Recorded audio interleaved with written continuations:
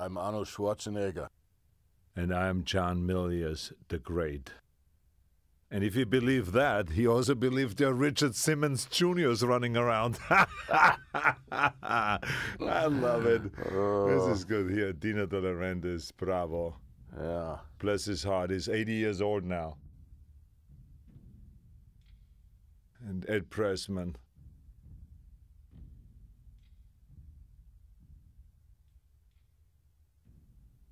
I cannot believe that I got credit over James Earl Jones.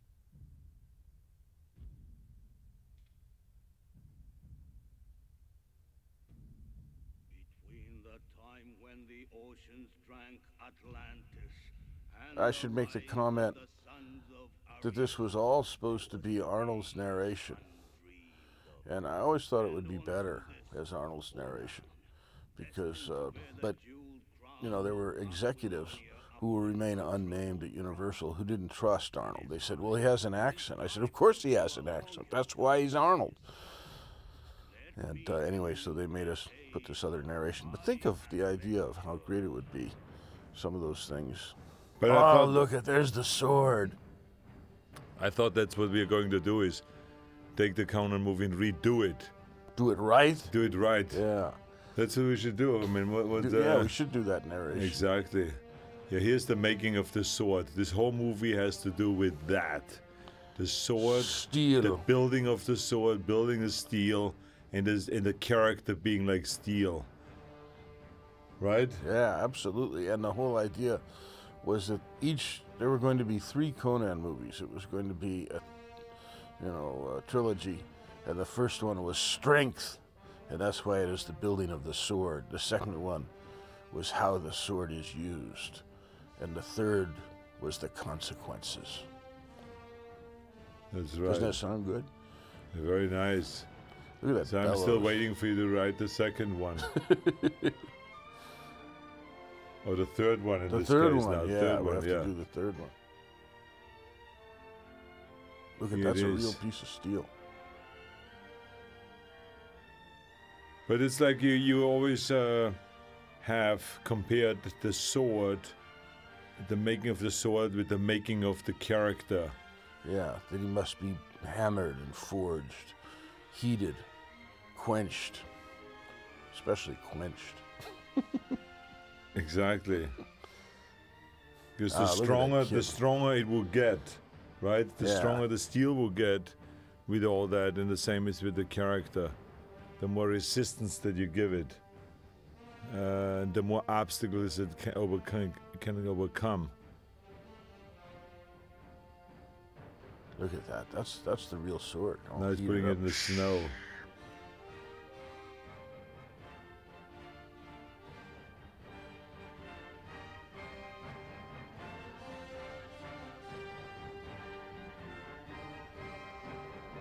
Ah, she's beautiful, isn't she? Yeah. Wonderful. Look. Raffaella De Laurentiis.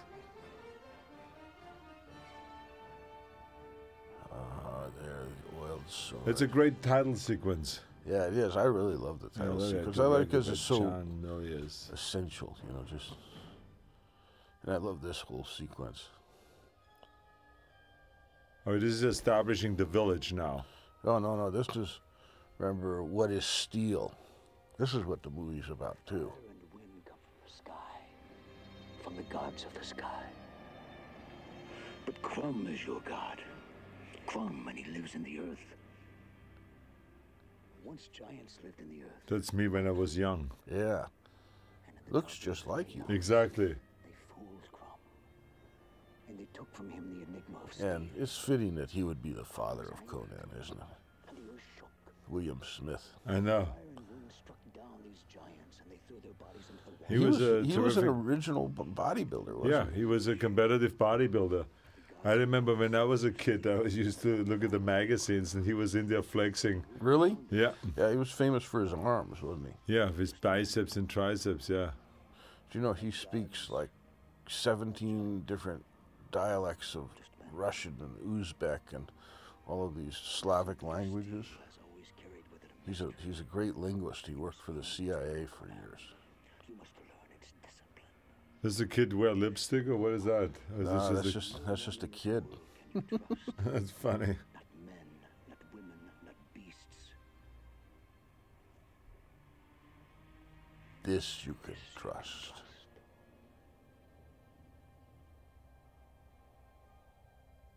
That was a tough kid. I remember that.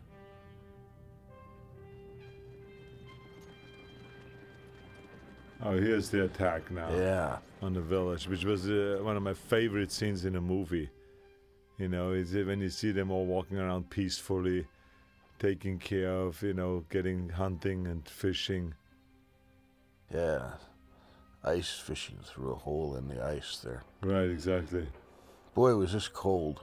Remember, was it remember ever? how cold? I saw you had more Eddie Bauer jackets on than anyone that I've ever seen.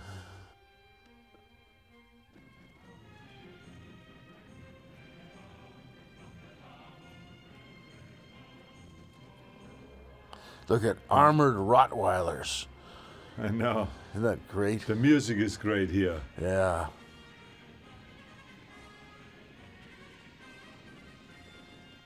This is all shot in Spain. This actually was shot right near where Hemingway's story For Whom the Bell Tolls takes place. Here's bridge. Franco. Look at him. Yeah, look at Franco. He looks like he's a Pictish warrior. Look at that great tattoo job, huh?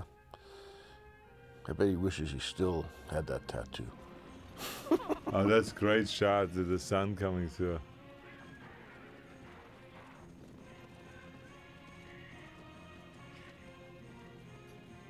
Oh yeah, that's wild. Look at that. Look at that, yeah. See, I thought the lighting and everything was so well done. Look at that attack with Thulsa Doom in the front with his helmet. Look at how And they're innocent, now sweet smelling these it. people look. Yeah, this was right. This was right near the bridge that they blew up in For Whom the Bell Tolls, the real bridge. During the course of the shooting here, there was an attempted coup by the Guardia Civil, and the Spanish Civil War almost started again. Oh, that's right. I remember that. When the Yeah. tanks rolled out. Oh yeah. Yeah. Oh look. It's. I like those horses going over.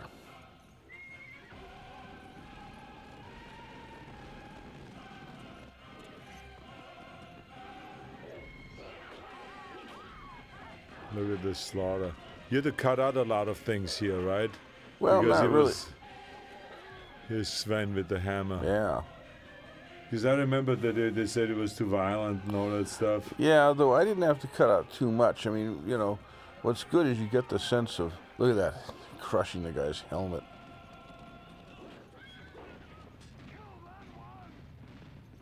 It's Ben Davidson, right? Yeah. Look at that sword break. See, the whole idea of making these things violent is just show the impact of things. You don't show No, where I the know, jump I know. starts, and before you get away from it, something else is going on. I remember all those guys practicing horseback riding in the snow, and the slippery horses and everything. Everyone yeah. was crashing and falling.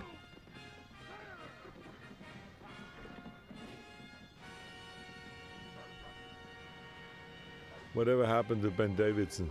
He's around somewhere. Look at, what a way to go. Eaten by armored Rottweilers. I know. Remember the guy, the dog handler, he was afraid of those dogs. Look at that.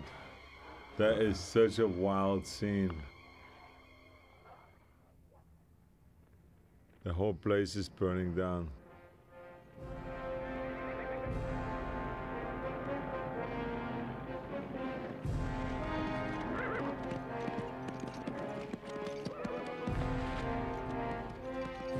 Now you're sure they're going to spare her because she's so beautiful.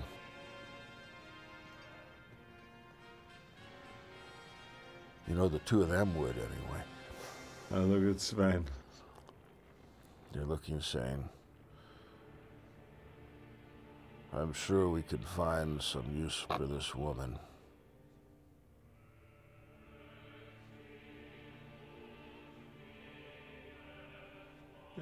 Sorry. I love their long hair. They could not masturbate me at all, master. And you said, no.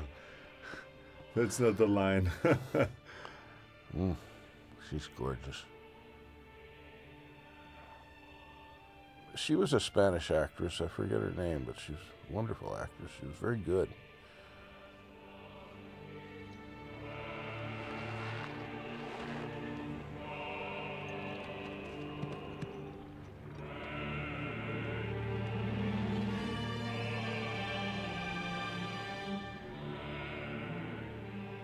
All this stuff, they made, plastic heads and things like that, and none of that stuff really worked that well. It's better just not to really see it. Of course, there's Thulsa Doom, and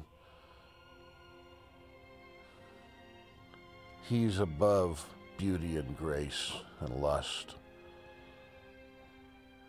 He's just into the purity of destruction.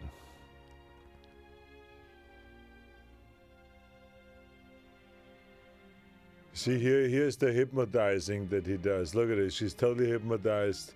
Then she separates her neck, kind of like she gives him a place. Look at that. It's total hypnosis. Look at that.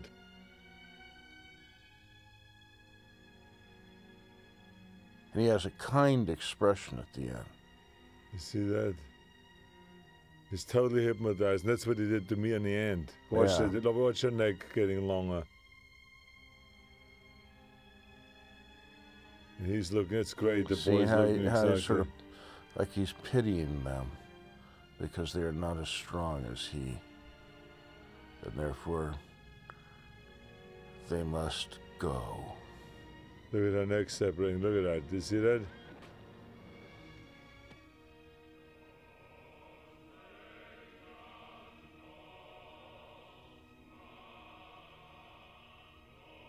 I always like it that he doesn't look at her, he looks at his hand, because that's all that's left.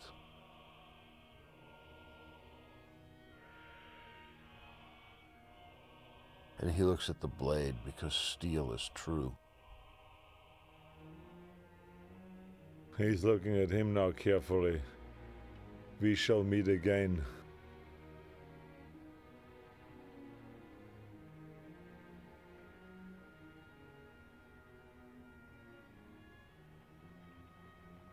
I just think James Earl Jones was so interesting, because he has this great voice and presence and everything. But also I wanted him to look like, I love the idea of reversing anthropology, that he comes from a race that had been there before them. That he's dark skin, blue eyes, straight hair, that he looks like, I don't know what,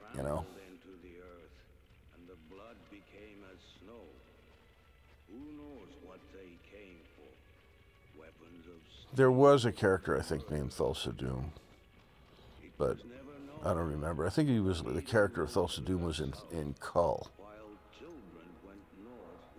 I took bits and pieces from everything. Look at that, you can see forever. Those are those mountains for whom the bell tolls, very bitterly fought over during the Spanish Civil War.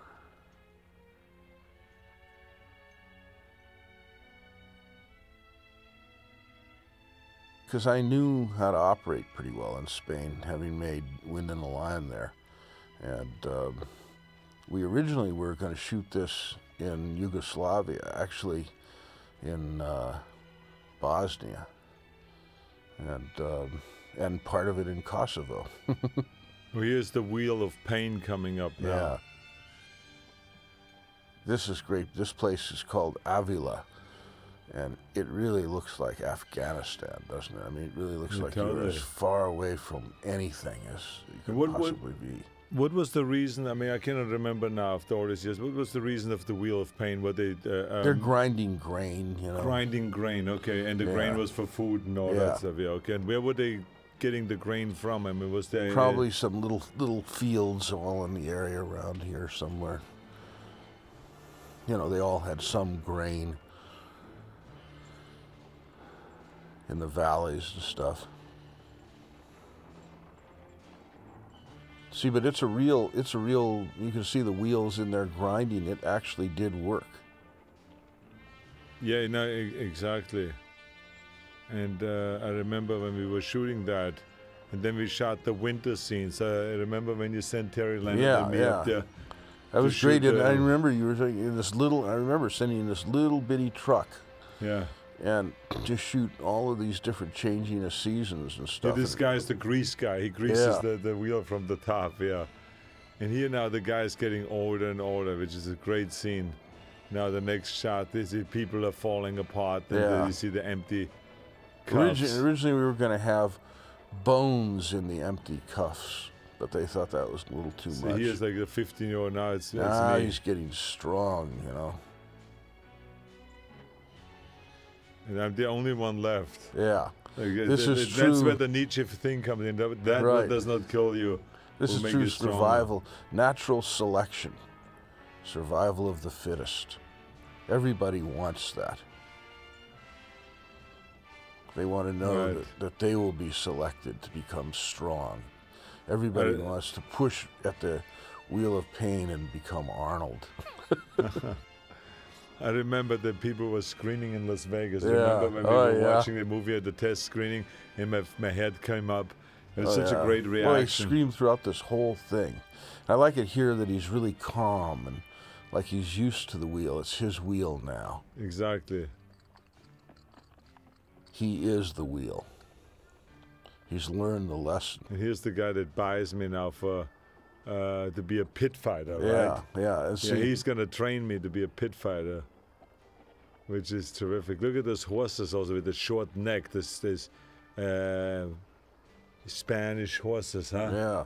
They like Andalusians. Andalusian. Yeah, Andalusians. I love it that this guy's obviously passed this way many times and admired the wheel and the guy, you know. So now what happens now, according to the story, the wheel is empty. The wheel is empty. They'll have to get a bunch of kids now to push it again, you know, and start over again. Right. And you have no idea now what is going to happen. He figures the first test, he won't tell you anything. You'll just have to, there's your opponent waiting for the crowd to come. That's right. I forgot that. See how they're always on lazy Susans? Yeah. Pit fighters are always carried around from place to place on a lazy Susan. Oh, and here's at night. Yeah. At night they get together and they're betting. Yeah. Like in the gladiator fights. Right. Or This like is sort a race track. Right. This is sort of a low-grade pit fight, you know. Not a lot of money, not big stakes. But this guy has sharpened teeth.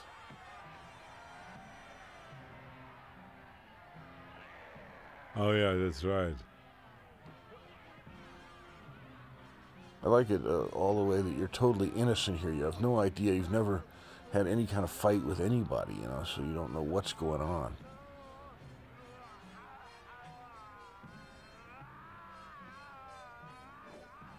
All you can rely on is animal reaction. Oh, yeah, that's right. I remember now. That guy was biting me seriously, huh? Yeah. It's like a beast or something, you know. Then I break his arm. Right.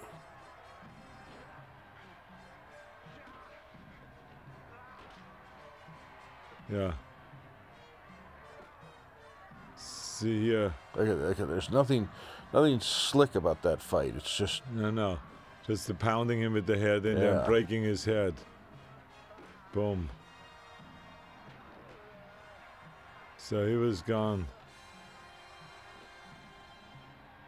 They're all screaming and all that stuff.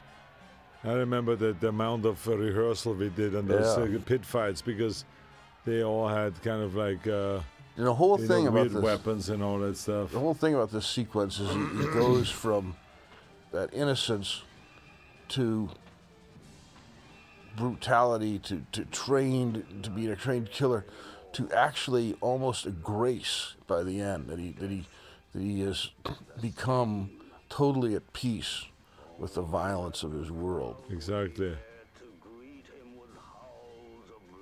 And it was total like with no emotions, just hacking away. Look at his blood spilling out. enjoys it. Because one of the things about Conan that's good this is great with the axe. Is that Conan is like us all. He has a dark side. He has faults. I mean, he loves combat. Now I'm enjoying it already. Yeah, he loves the exaltation of victory. And I always said, remember, in victory there's always a sense of emptiness. Exactly. So he has this expression of emptiness. Look at this at the end here. Now watch, he has total sense of emptiness. Remember the scene that we cut out with the woman? Isn't that great? Yeah. With the woman. That was Soralo. That was my secretary. The woman's head off. It was your secretary. And you said, do it really well. And she was good, too. See how he's on a lazy Susan? Now he was so good that he's sent to the east. Oh, here's Yamasaki. Become the prize of all pit fighters. Yeah, you'll get yours. Exactly.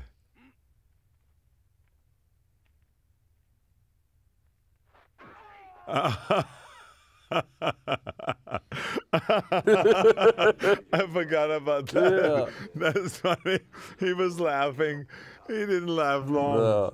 Oh, this is wonderful, where he's bred to the finest stock. Oh, yeah, he's got the woman. Yeah, I forgot. It's amazing that after you see this for so long. This scene is really real. This woman was really scared when she was put in here, and you were great because you didn't let her.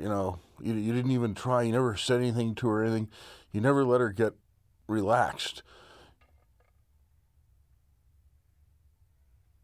She didn't know what to think, and you never said a thing the whole day to her. She didn't know what to do, And I remember how I had to train always to stay in that kind of a shape. Remember, every day we were working out with the weights. Yeah, 2 hours a day at nights, and then practicing the stunts and all that stuff.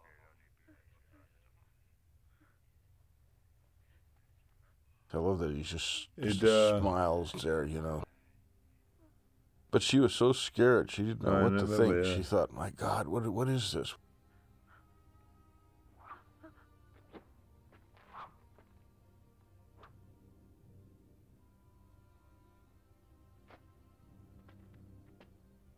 Look at the midnight training.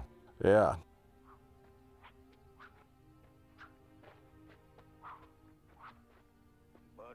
I love that. That's a great sequence. You know, that particular training sequence. Exactly. Remember he had a name for that routine or something. Exactly.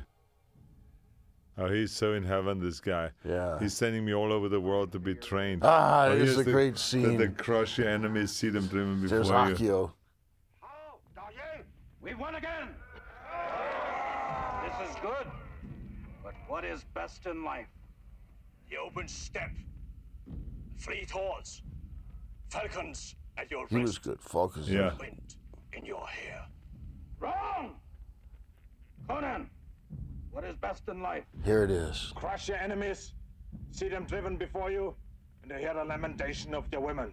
That's it. Boy, by the time you get to this point in the movie, that hooks you. Exactly. That makes you say, I want to be like him. The making of Conan. Right. Yeah. And after he says that, you just sit there and say, I want to be like him.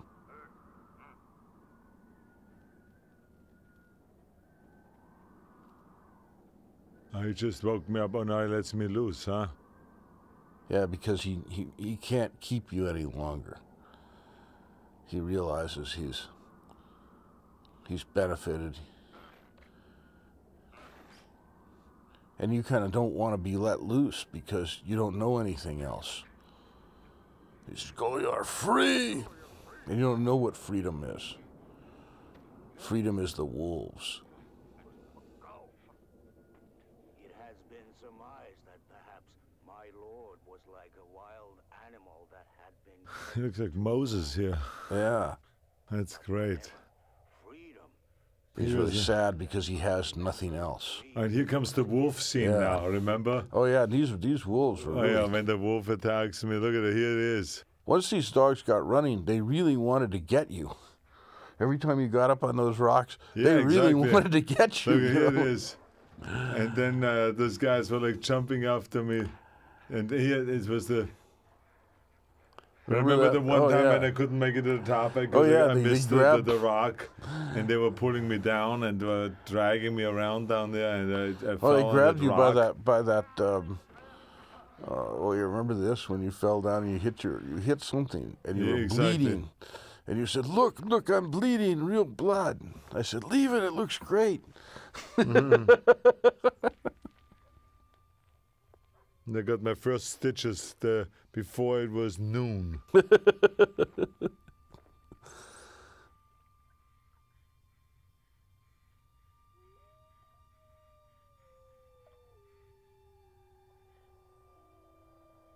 I love all this stuff. These are Atlanteans. This was an Atlantean general that was put in there with his harem. When he died, It is when I learned how to make fire. Yeah, but all this stuff looks so good, doesn't it? Dead people, there's this and then one of the skeletons started moving. Yeah, that's the spirit of the general, the great Atlantean general who is watching. He's like 8 feet tall. Exactly.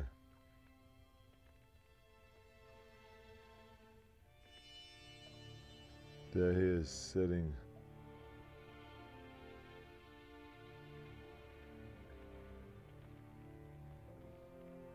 I remember when we shot that scene. That was pretty much later on in the movie when we shot that. Yeah, this right? was a scene. Remember where I was sick, and I was. You were directing. Yeah, I was directing with the loudspeaker, with the Yeah, exactly. I remember now. You were directing from the trailer. Yeah, and I had a fever and everything, and I thought I was breaking new ground directing from a trailer. Then I read a thing that Francis was directing a movie from a bathtub. Francis Ford Coppola? Yeah. He never got out of his trailer. He was in the bathtub directing the movie. And I was directing from the next room in a cot. I thought I was doing something special. Look at that. Doesn't that look great? Really looks old. I mean, wonderful. Wonderful floor effects, Oh, this is when I steal the sword. Yeah. Yeah, I remember that. And I sneak up to it.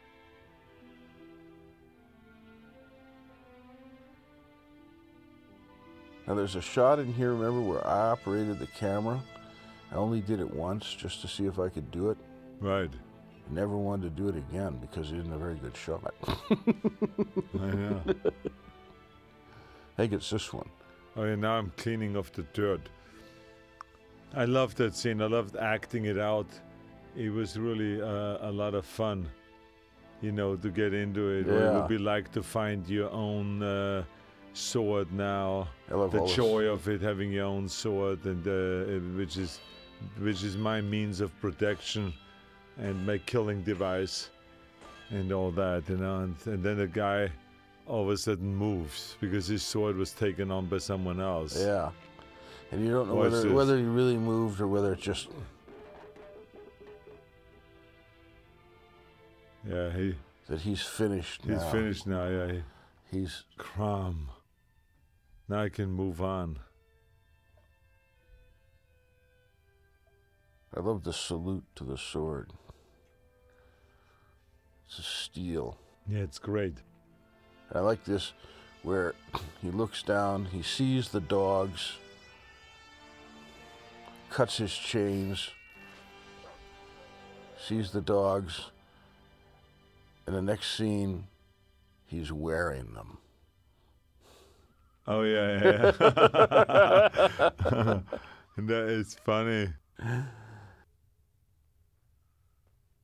Oh, this is when I get to know the Wolf Witch, which was another great scene. Yeah. The way she looks sexy and seductive, and then she seduces me into this, into her little thing, and then all of a sudden I get attacked by her, and her fangs come out, her nails grow, and she turns into a ball of fire. Exactly. You throw her in the fire, and she turns into a ball of fire.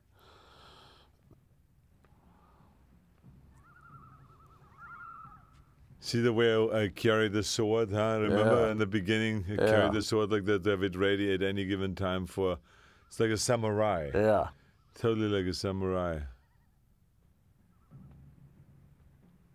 There's warmth and fire. Do you not wish to warm yourself by my fire? Look how great she looked. She looks so primitive, you know. I know. She was just at cigar night last week. Really? 2 weeks ago, yeah. She still looks great. Exactly the same. Yeah. She never has changed. She was really good in this scene. She moved, you know. I remember in the script it said that she moves slightly ahead of her shadow.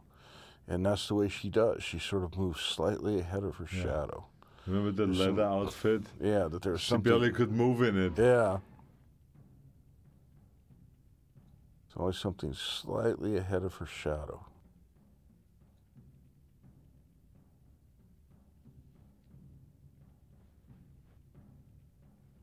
One time when somebody was talking, when the movie came out, some woman was talking to you and she said, well, that was a pretty hot scene. And you said, you know, even for me, that doesn't happen every time.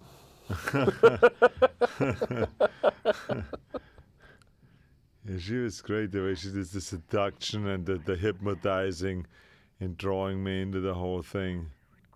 Love it, did you see the one eye, you know?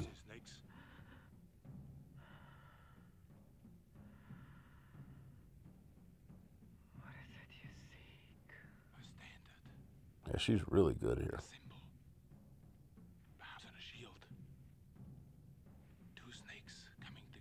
Black sun. Facing each other. Two coming together. Yeah, two fists coming together. Yeah. That's right. Oh yeah, this is when I was searching for Thulsa Doom. Right. Have you seen him around here? And she says, I will give you the information. Afterwards. Yeah.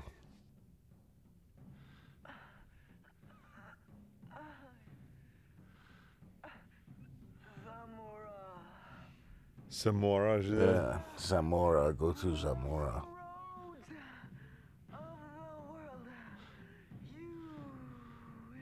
Remember that we had this English script supervisor? It was a sound man, and he got quite taken with this scene. All that we were thinking about was the special effects, how cold it was in there, and this guy was getting his jollies. I love this. Look at how she turns right now. It's like everything goes cold, and then her eyes change, and ooh, look at that. Oh yeah. I mean, how many times does that happen to you or me, huh? Oh yeah. Look at that. She's turning wild. I know, we don't have those effects on women. Look at that, the wind, she's scratching. Oh, look at those eyes, that's great. I love it, she turns into a ball of flame and just goes whipping around the room.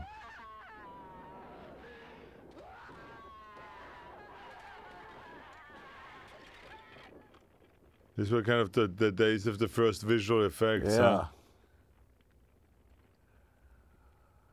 God, that's a good scene. Crom.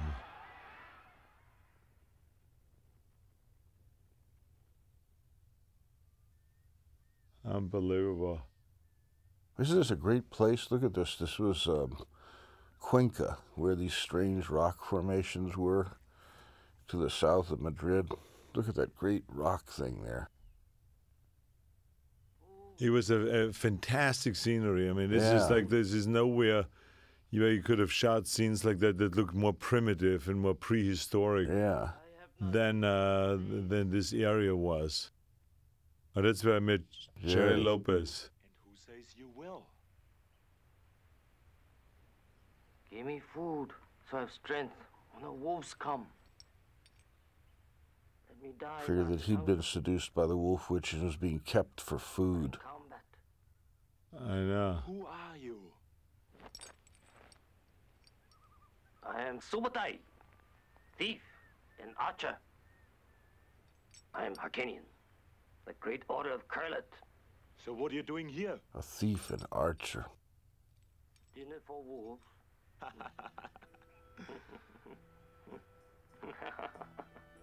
I think it was such a great idea to hire him, to hire Jerry Lopez, because he was like, you know, he looked so believable in this thing, being a world champion surfer, being always outside, being a guy in touch with nature and all that. And he has these wonderful eyes, you know, that I remember when I was casting for this, all the people that came in they all looked like Jerry. I said, why not just get Jerry? Exactly. Just as I've always said. He's strong. And we're just good. I love this whole theology here about God looking down and being amused by valor.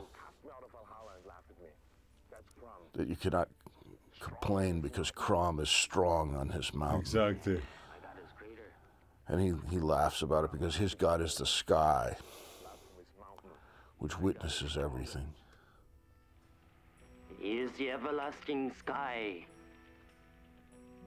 Your God lives underneath him. Ah, that's funny. Now I'm thinking, maybe he's right. Maybe he has a point. But now we are running. yeah, I love these. Look at the mountains. Looks like Afghanistan. Yeah, huh? it really does. I love this music right here.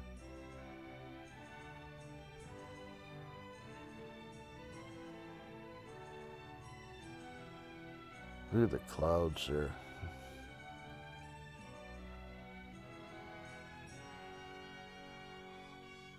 Now part of this is a foreground miniature. Yeah, no, I know. And so look how good that looks. Doesn't that It's look fabulous? unbelievable. Let's waste no time. Yeah, it's just a little miniature. Yeah. I mean, It's the extra walls are because there. it looks totally believable. Yeah. Look how good this one looks. This village and all. Huge. That's where I see the. Isn't that where I see the camel? Yeah, that's coming up. Yeah. Look Remember, at the- look at that the was my frogs. scene. That was my scene that I cut out. I did something no actor can do. I cut myself out, where I was selling lizard on a stick.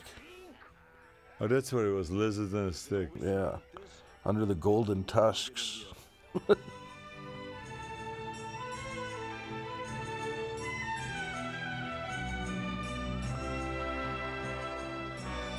Look at this. Here we're entering the walls. Yeah, look at that great building up there. God, they look good. Yeah. They're totally holding up the day. And Looking for steel. Yeah, they really do hold up today. oh, don't they? absolutely. So no one wants to tell me we are Thulsa Doom. Thulsa Doom. Here's Ron Cobb. Together over Black Sun. He's selling. Oh yeah. He's selling Black Lotus. The only snakes I know of are those of Set and those cursed towers. They have spread to every city. 2-3 years ago, it was just another Ron snake Cobb known was as the the art Lord director everywhere. and production designer. They murder And people in the night. I know nothing. he knows nothing. He says he knows nothing, but he knows everything. Exactly. Because now he- he's giving them something. Selling him Look some at it. dope. And dope, exactly. We get so stoned. Yeah. This better not be Haga. I would sell Haga to a slayer such as you. Now Now they're we're totally drunk, huh? deep into hallucinogenic. They're on acid now. He's dead already. Eating Black Lotus. Look at that. God knows what that guy is doing to a llama. Oh, that's for sure.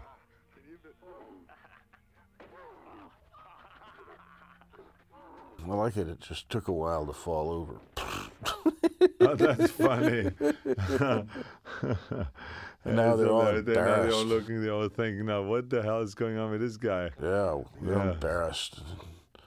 Let's get out of here. I remember shooting They're certain gonna scenes eat very more well. button. I love this, that Conan is such a... Even today, they'd give you trouble about this, you know, that Conan goes and gets stoned, doesn't know where he's going, you know, he's kind of a... he's got a different side to him than heroes would, normally in these movies ever have, Now this thing here, this is the real tower. And we built this tower. We didn't have to build it. Normally they just build it on its side so that, actors would just walk up the side of it and then they'd print it so that it looked like they're going straight up. But we actually have them going up with the ropes. Ooh, look at that great leg. This was a great moment because this is the moment where I meet for the first time Sandal. Look how Valeria. Her name was Valeria. Look wow. at that. The way she moves and all that stuff. And I'm trying to figure out who she is and what is she doing. I love her character in here because it's not the usual girl in one of these movies. You know that she can kill any one of them. Oh, yeah, exactly. And she's the real thing. She really moves well. Look at her eyes. She has wonderful flaring eyes and wonderful arrogance in her face. That's a real tower. I mean, they're really climbing up that thing. Yeah, I know. It was terrific, but it was great because we immediately it's made of kind rope. of joined forces. Yeah. Her being part of the team and me and Cherry. So this is how I slowly started picking up all my buddies. The trio. But look at how you can tell that they're really doing that. Yeah.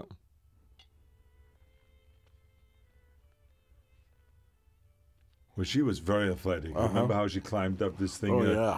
We Look at that. did around 8 takes or 10 takes of this climbing thing with different lenses and all the stuff you did.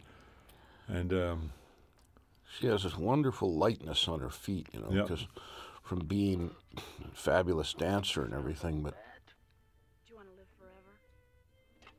Now we're going to climb down. Now this is the temple. It's not really the big temple that we were going to afterwards. This is just where all the orgies take place and all that stuff. This is like a local part of this cult.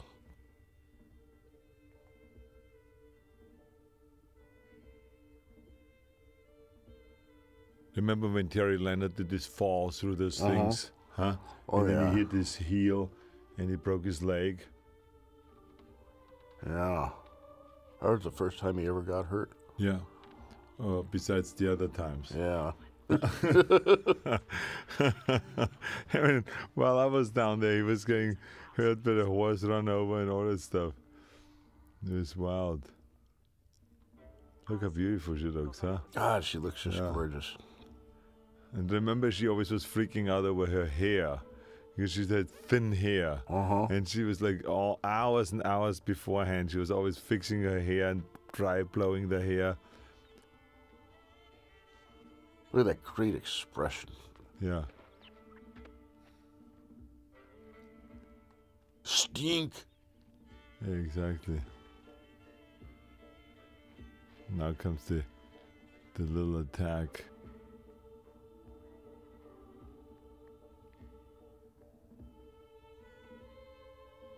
I like this that you see this novitiate here or something, and she comes up behind her and just stands there. Then the next time you see her, what has happened? Oh, here's the scene There's with the giant snake. Yeah, that's the great and the guy couldn't get that snake. Yeah, remember, the mechanical snake wouldn't go into this place because look how it's built. It's all stone and everything. I mean, that he really built these sets. Well, what makes the whole story so believable also is because the sets are built so authentic. Yeah, they really were. I mean, they really were beautifully done. Ron Cobb designed everything so, thoroughly to have echoes of architecture that really existed. Aztec, Chinese. Who was this woman now again? That's one of the victims? Yes, this is Oh, here's now I'm trying to get over it. She's a sacrificial lamb. There, she looks like a lamb. Oh, yeah, she's totally hypnotized. And we are trying to find the stone. And now the snake's eye opens up.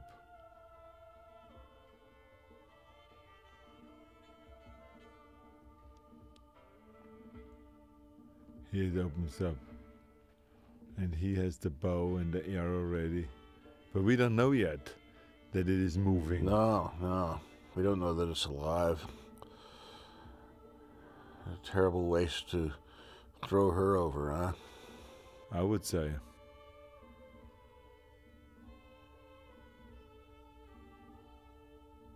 And now he sees, there it is. I still have that at home, that thing. This is a great scene when I realized that I'm in the right place with the symbol of Thulsa Doom. Here's now see, that's the mechanical snake there. That's all. That's about all. Yeah, that's about all it would do, though, because we could only show the front of it. Couldn't get the rest of it in. See how it raises up?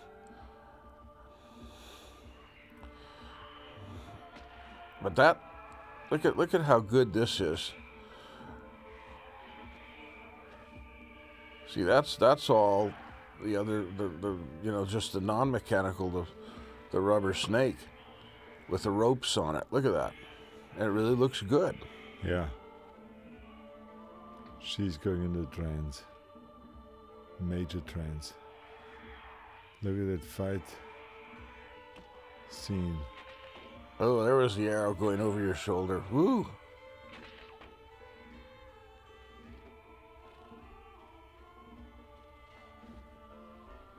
Look at that. Cuts us. Wow, that was great. That was the one.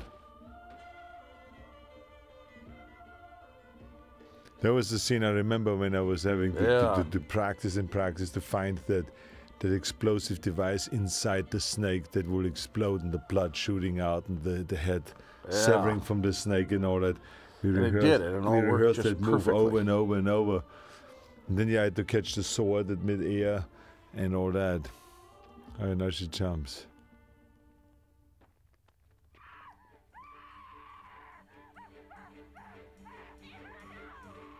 And he is really pissed because somebody's messed with his snake. They killed his snake.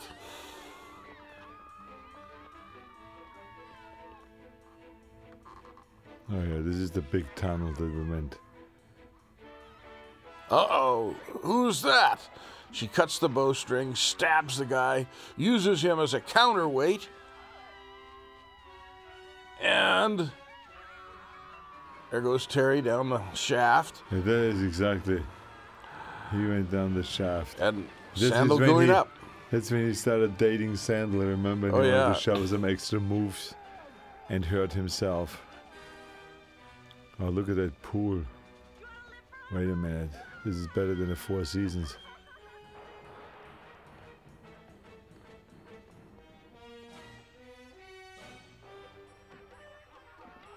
Oh, this I remember her too. Yeah, I remember her. That is so funny to see this moment. Here's like the big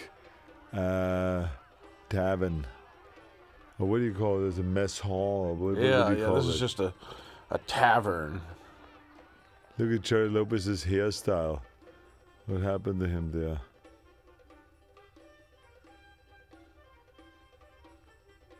Now they look at the diamonds, and she's also a thief. She's about to grab all my stuff. Oh,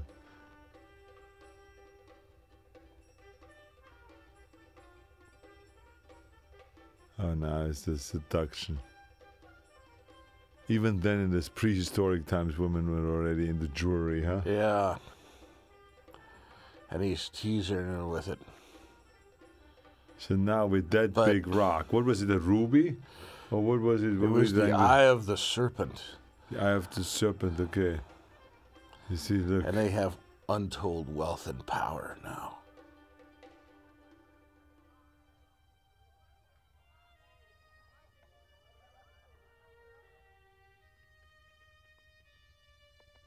See, you're already in love. Look at that. Mm-hmm. A little stone. Nice little yurt to go to. Where did we find that place again? What's the background again? I forgot now. What, this place? This place, like right now, where we make love. That's like a Mongolian yurt. Oh, so it's not her place or anything? No, they just... Remember, they rent it from somebody or something. The earlier scene we took out, really.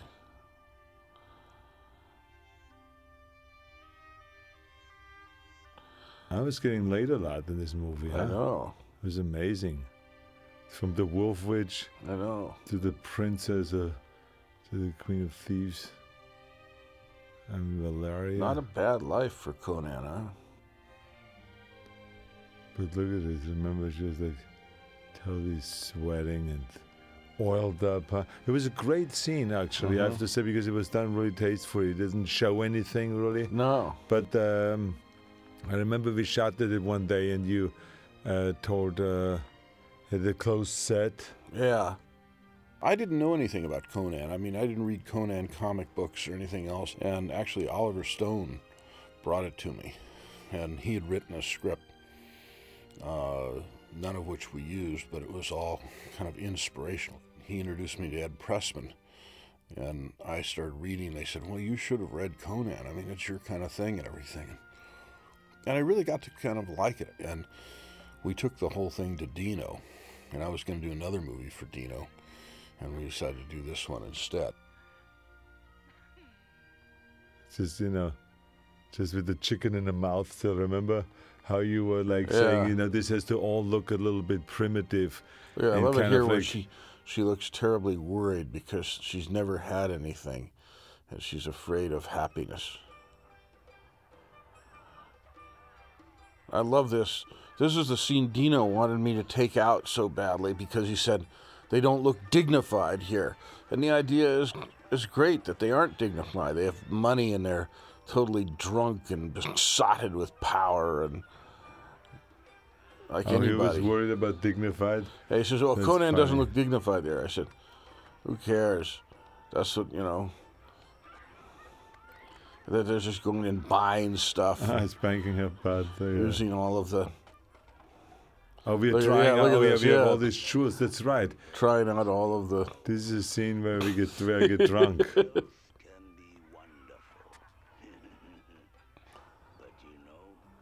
Look at that. I love that. It's like an Alka-Seltzer commercial. Yeah, he couldn't stand that. Dino couldn't stand that we should make Conan so undignified as that he falls in a soup. And then she really looks great here because she looks totally done and sotted. Not a lot of help there. I liked it how they always on cue put the visors down in front of the eyes. I remember when you had them all trained for hours to get all this military kind of gestures down. But look at the sets. Ron Kopp did such a fantastic job of designing this set everything. has a real Viking motif, all of the logs and all this stuff. Here's Max von Sydow. I love it. The lions ate him. Yeah, Max von Sydow played the king. The lions ate him? Oh, yeah, look at him. The lions ate him? Exactly, that's what he said. Yeah. Look at the logs. Look at those great, huge logs and all those you're trying to behave now. And I'm trying to correct. Remember, I always try to correct Jerry Lopez because he always would screw up. Yeah. We embarrassed that we were caught. It's outrageousness.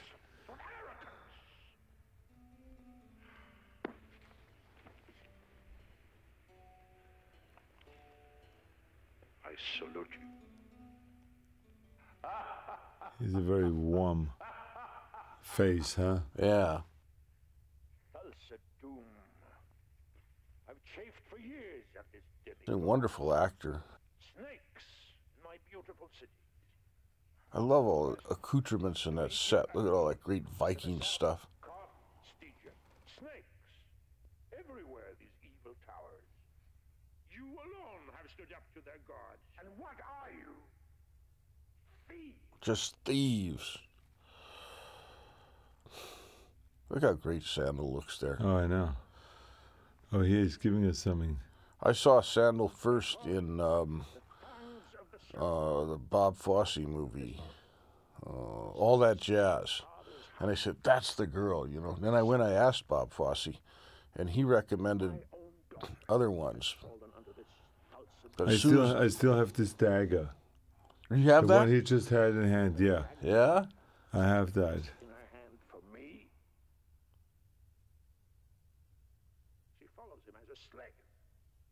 Here he throws it in. For the truth of her soul, as if I could not give it to her. There. Thunk.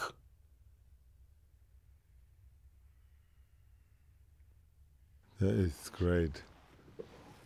He was so, I mean, I remember this was like, he was the one that I acted before James Earl Jones with. And so he was like really the first incredible kind of dramatic actor I worked with. Mm-hmm. And when I saw him being on like that, and the way he rewrote the lines and then worked on it, and then wrote them out differently again, and then he consulted with you and sat there with you and all that. Remember, he walked around with a sweater, totally different than you would see him in a movie, and worked on it. And then I watched his performance. It was like staggering how loud he could scream, how well he projected the scene and everything like this. I mean, to me, that was true inspiration. I knew how far one can go with his acting. I love this. The gold loses its luster. The throne room becomes a prison. And all that is left is a father's love for his child. This was her big scene, in which she was very afraid to do this, and she did this so well. His followers' only purpose is to die in his service. Thousands of them. This mountain of power where he lives is said to be impregnable. I have talked to Subutai and he agrees. Let's take what we have while we live. When I saw Sandal, I fell in love. I mean, Sandal is a Valkyrie. Where is she now? I saw her about a year ago. She looked great, but she's a Valkyrie. Many times I face my death with no one to know. I would look into the huts. Here's when Conan is turning soft. Dark, and I would see figures holding each other in the night. All of a sudden, he has to listen to the women problems. Yeah, you listen to He's women. He's not anymore in the pit. But he's not going to listen completely.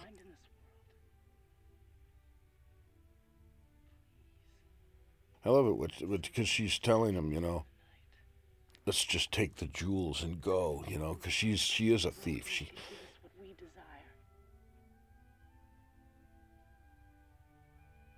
She finally has something. She's talking here.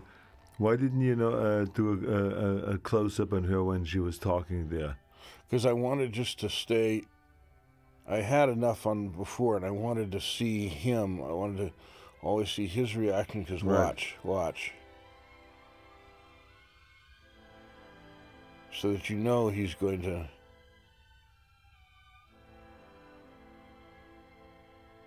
You know that he's not going to go. Exactly.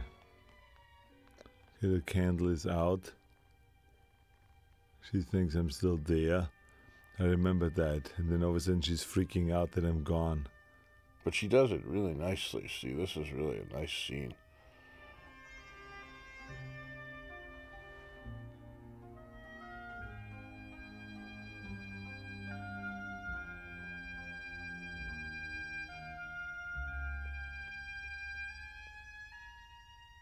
But he's left her the stone.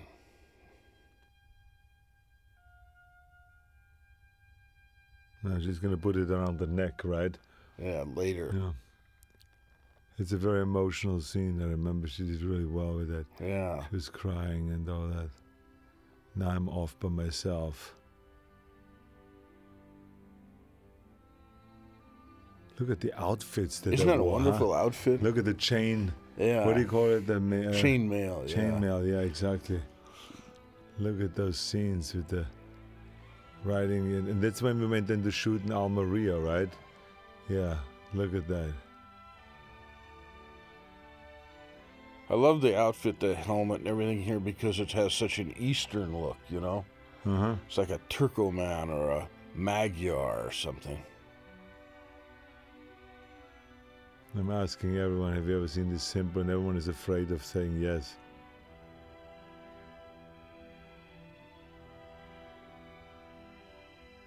Everything's thought out, you know, that on that outfit, where the sword is, all things.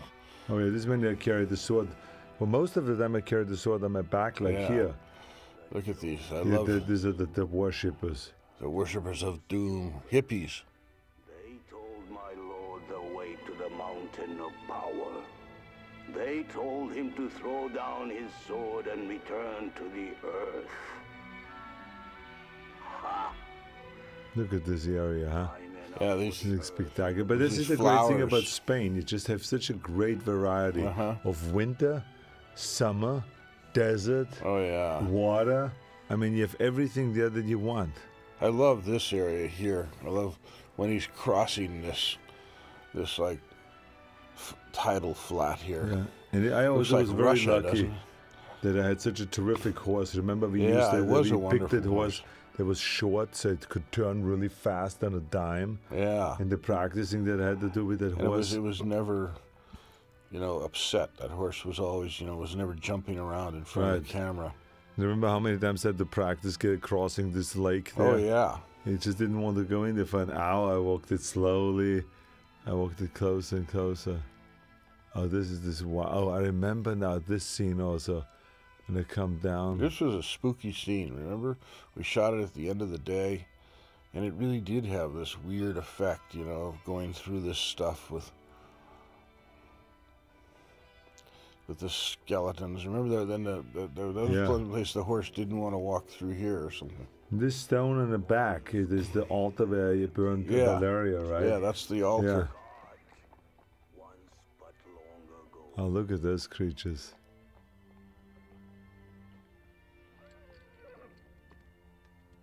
That's funny. It was here that I met my master.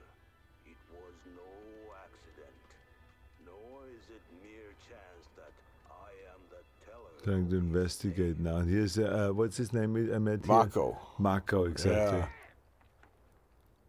Yeah, he's funny. I'm a wizard, mind you. This place is kept by powerful gods and spirits of kings. On my flesh, and you will have to deal with the dead. Can you summon demons, wizard? Yes! I strike at you. I would summon a demon more ferocious. So what happened? How did you find him? Well, I saw him in a stage play, actually, and I really liked him because he had a very, very theatrical presence. You know, he was, you know, bigger than life, and I felt this guy really had to be this character and not just come off as, you know, he had to be this really bigger than life character. Right. Look at that and shot. he has a lot of stuff that he explains, so it has to be really good. He has to be real clear.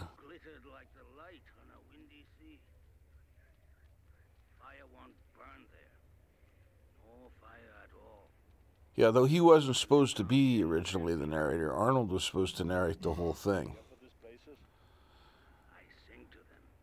There's very little narration, of course. But it was...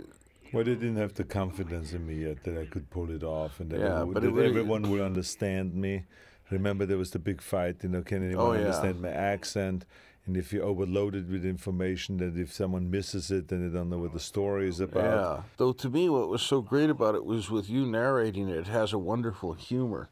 Right. That it misses otherwise. You know, I was fed well in living the life of an athlete, you know. Yeah. There's that wonderful Arnold kind of humor. What was the line with the sandals threaded? Sit on the ground with me, for you are but the leavings of my age. Yeah. Yeah. Oh, I love this. Funny. Yeah, this thing, I mean, I barely could get up. That was so funny to figure out how to steer this camel. Yeah. How to make it walk, and he always walked with my head right into those beams right there. Remember, I could not figure out how can you make a camera make a little bit of wider turn when he goes around that thing. Look at the jerky moves it makes. I mean, the amount of times that I almost felt like falling off. Oh, look at these guys getting high.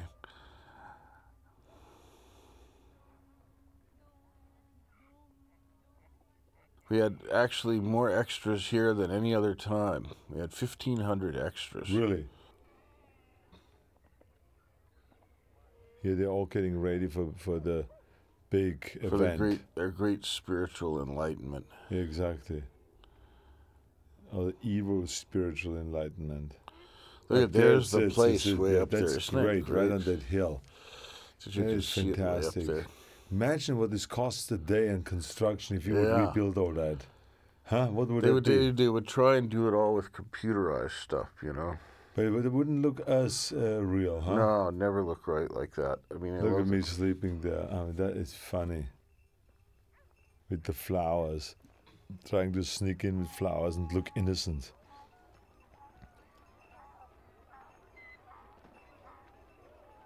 There's someone I recognize. Yeah. Celia. Yes.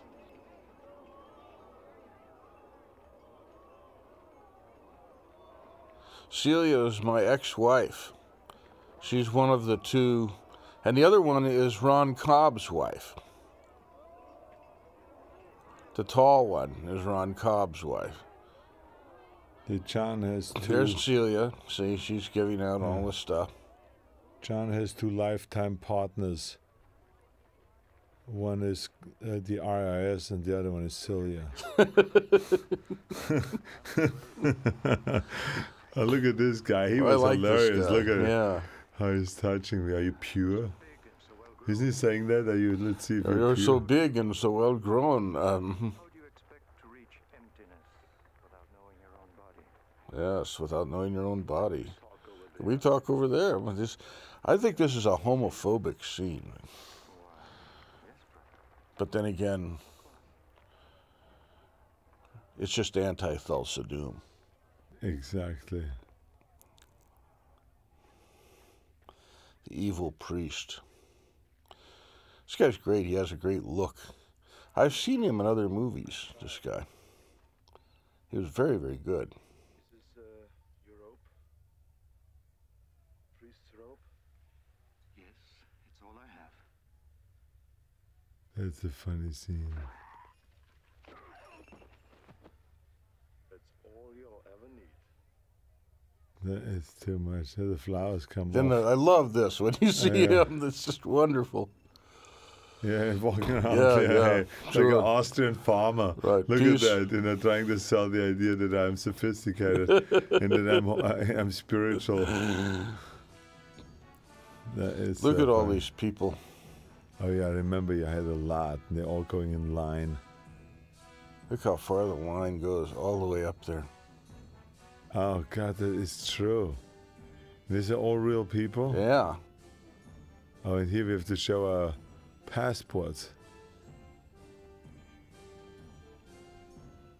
And you see, he gives the word that something's wrong. He shouldn't have that. Oh, here it is.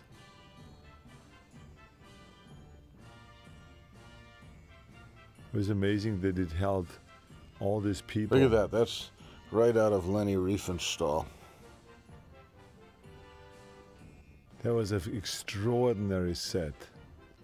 Really spectacular. Now this is where they find me. Boy, I'll tell you, those are a lot of steps to climb up every day. Everybody was very happy when we burned that set. Look at how big those guys are. They're just, I mean, you can just tell. They're just, I mean, huge. Well, no, one's a football player, and the other, Sven, is a bodybuilder, but Sven's not really a bodybuilder. He just sort of grew that way. Yeah, exactly. He's like a tree.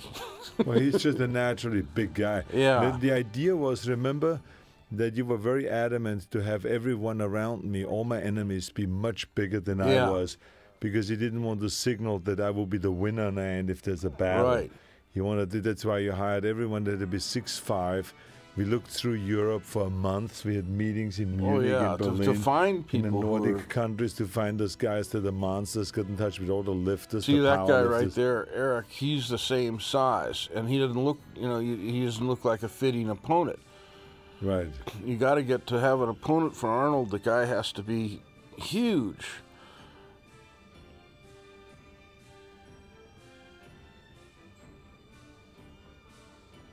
And these guys really were. They were just, I mean, Sven is like 6'5", and Or James Earl Jones is 6'4". Yeah. Mike Svancita is 6'4", so everyone was huge. Oh, this is the French girl now, yeah. right? I saw her in a movie that Willard Hike made, and I liked her. And then she was also, I'm trying to think of what other, she was in some other movie, and I liked her. She had a very interesting quality, she was very sensual and kind of sexy, but kind of rebellious and lost at the same time. She seemed perfect for that.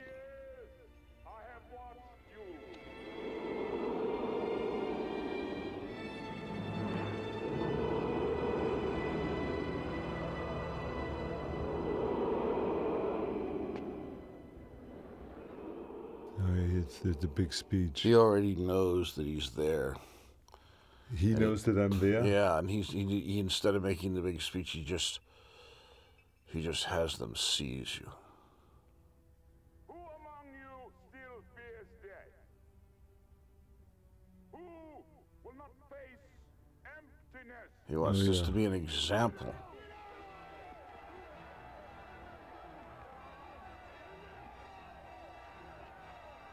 Now I remember. That an example be made of the infidel.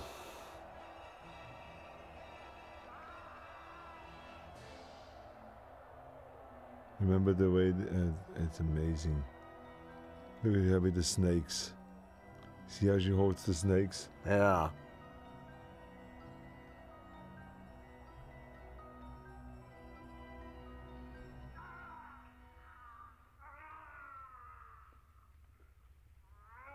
Everybody's afraid of snakes, and yet snakes are always sort of mystical. In all religions, snakes play kind of a mystical part. It's the snake who convinces Eve to eat who convinced Adam to eat the apple, Look at this. Oh, this is great. It was a great scene. How the beating I got that day was just extraordinary. Yeah, they just kept throwing you into that fountain again and again. Watch this where they... Where is the eye of the serpent? Rexor says that you gave it to a girl. See the snake that Sven has? That snake started to get bothered.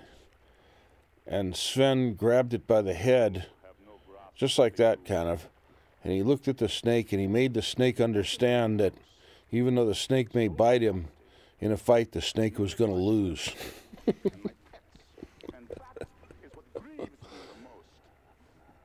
Here, he killed my snake.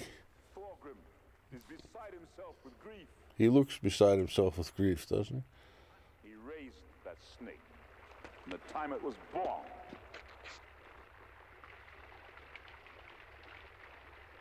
You killed my mother.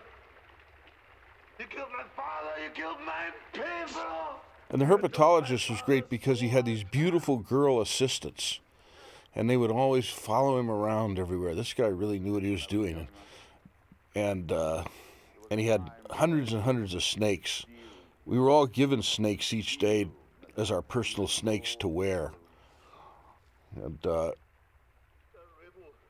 this guy had these beautiful followers that were, he was sort of like Thulsa Doom, the herpetologist. After that they get crucified, right? Yeah.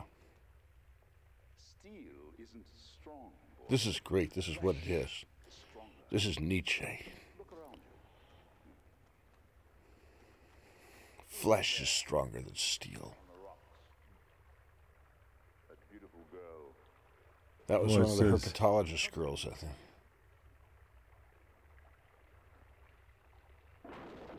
Another waste. We kill so much beauty in this movie. This is power, he says here, right? I don't even know. I mean, this is power, not the sword, but having the mental control over people. That's power. It wields it. Look at the strength of your body, the desire in your heart.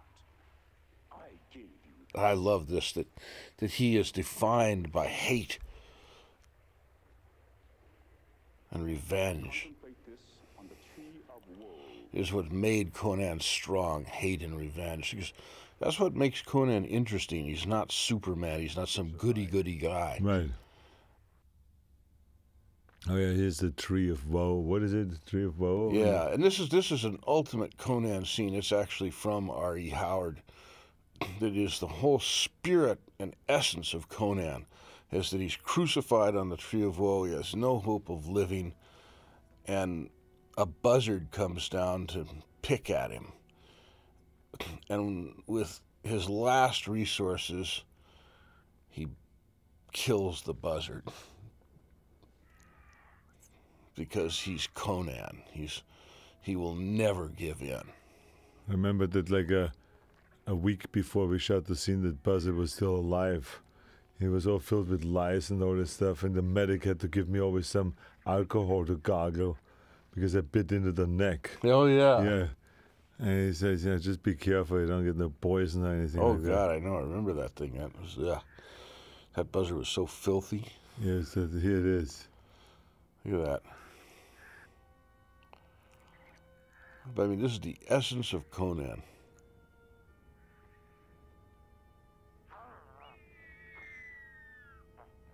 Every resource he has, he will fight to the end.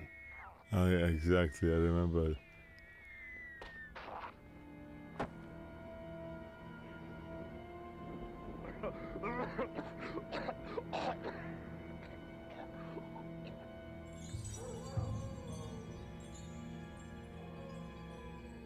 You can't do take after take with a real live buzzard, but when it was picking at him, part of it was real there, and when he bit it. It was a great shot, huh?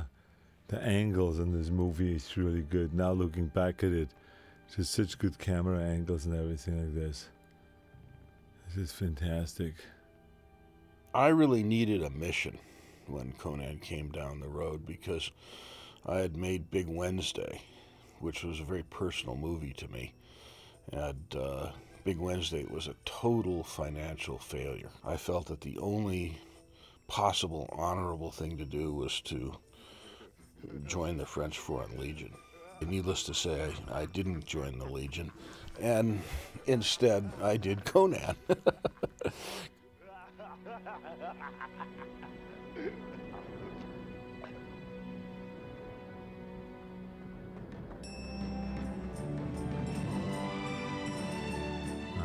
Help is coming. So he doesn't believe he saw him. Exactly. So there's a mirage. Yeah.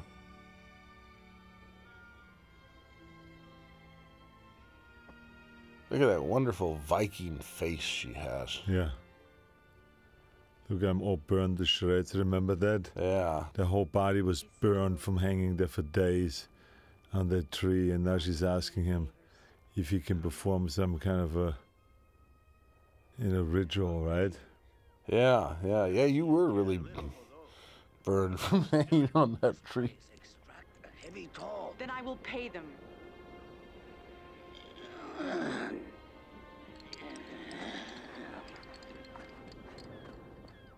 Look at that shot of hers, huh?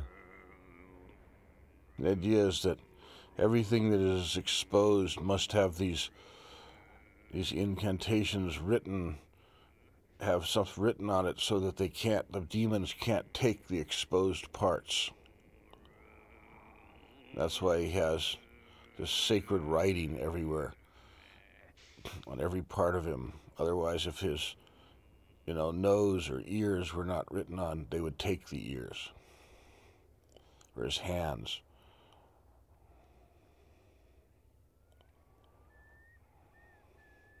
I always find inspiration in John Ford.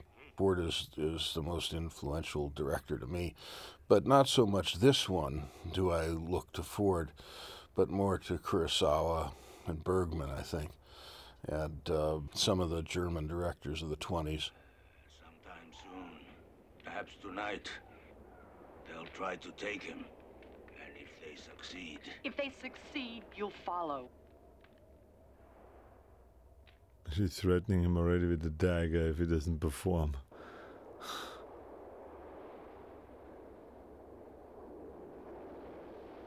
Which movie did you take this from? From Big Wednesday, that's shot. That's right. I love it.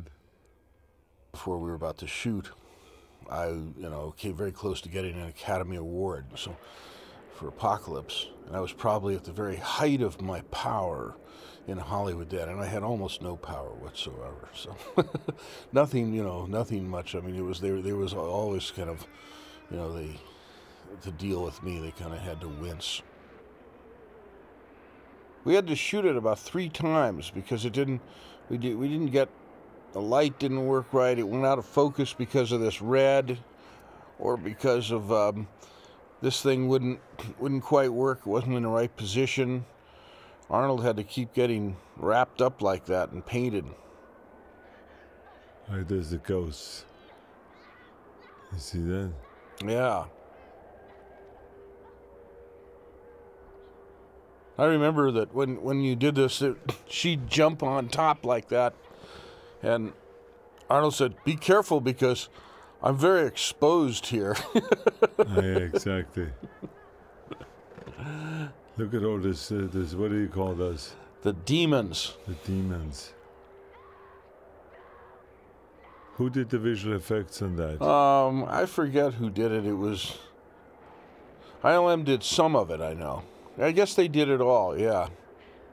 Conan is a movie that has definitely got a singular vision in it. And directors don't do that today. They just shoot the movie,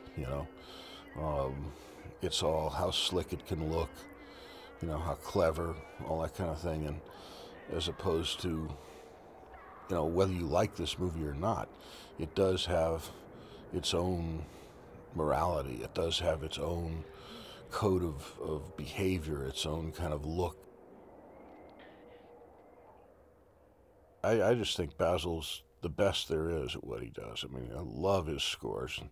Basil and I went to school together, and at USC, and Basil was one of the original undergraduate students that included me and George Lucas and Randall Kleiser. We were among the only 4 or 5 undergraduates at USC at that time. So we all kind of grew up together. Of all of us there, and there were a lot of filmmakers there then that became very good later, Basil was the only one who was finished right then. He could have written this score when he was at SC. I mean, I don't know if he could have written this score, but he could have written a great score.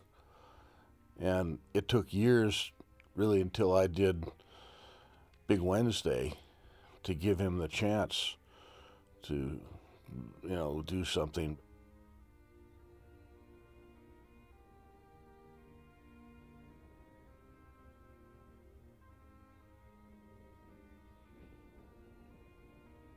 This was such an extraordinary scene. I mean, the dedication that she has displayed there, to sit there and wait for a miracle to happen with total faith, and then to protect me from the spirits in the fight, which most people makes them run away when they see supernatural. Yeah. And she just went right in there in the middle of the supernatural and said, "I'm not going to lose him."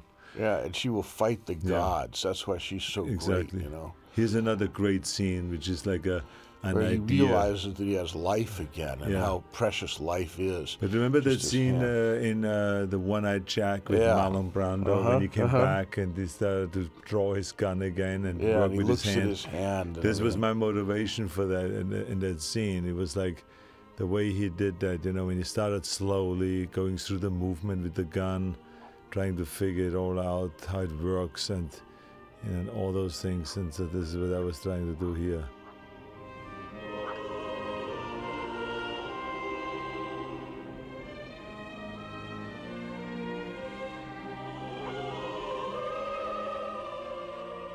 I love that always, putting the sword away in the sheath without looking down. And just putting it in.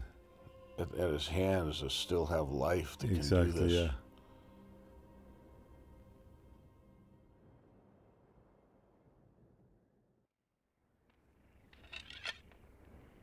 The old man says the mountain of power is hollow. Also, doom lives in the mountain. What else does he say? That in the back of the mountain there's a gorge. Many caves. Good thief could get in there. So this is now with, I remember, with full determination. Yeah. To sharpen the sword so it hacks into Thulsa tomb and severs his head in no time. I love the idea that they have the choice, see, here. Like he says, that they'll go get the girl, go steal the girl, do their job, you know. Mm-hmm. But that can never substitute for blood vengeance. Oh yeah, I'm looking not only for revenge at this point of what it did to my parents and to me, but also what just has transpired, because he basically had hung me on that tree to let me rot there and eaten by vultures, so that had to be. But also that he knows that he's put on Earth to kill Thulsa Doom. Yeah.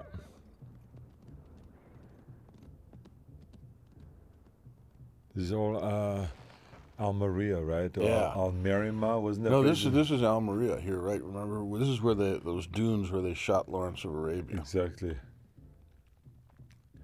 Great sight, good weather, good for the tan. Yeah. Really hot. I mean, wow.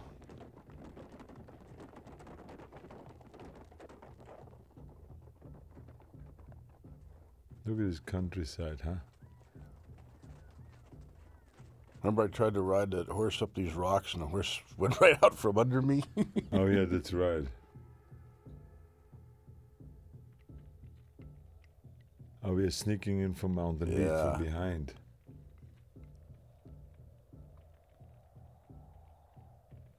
I put the war paint on.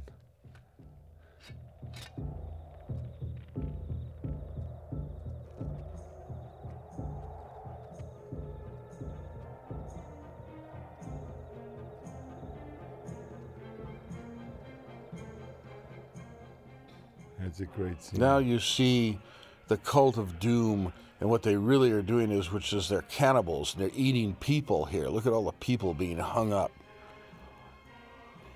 prepared, and that it's a cannibalistic cult.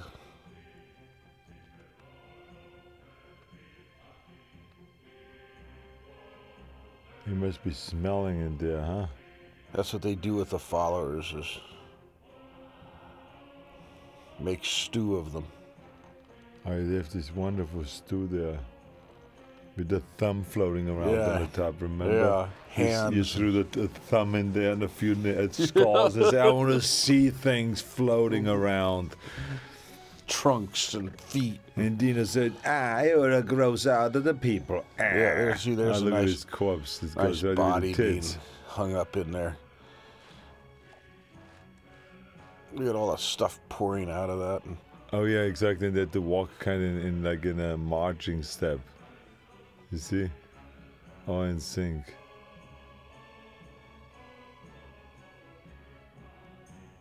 look at all the bodies hanging there.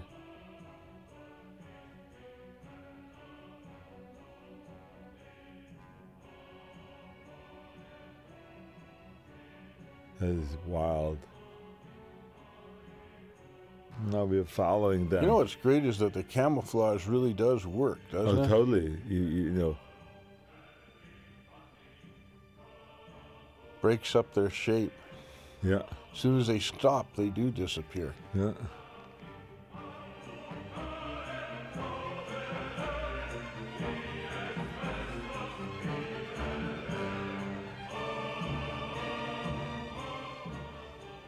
Oh, this is where the orgy takes place.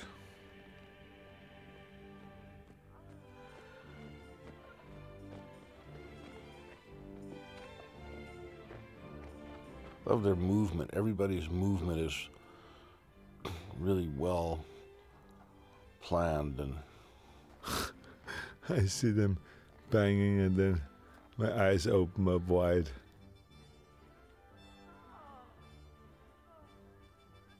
So basically what he's doing is he's drugging everyone there. Yeah. And then he's killing them all. Here's their food for the day. Some hand soup. Ooh, remember that leopard? Yeah. Well, you couldn't get close to that leopard. It'd really take your hand off. I know.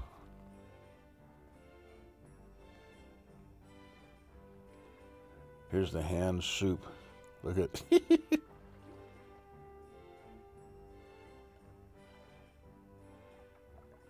Oh no.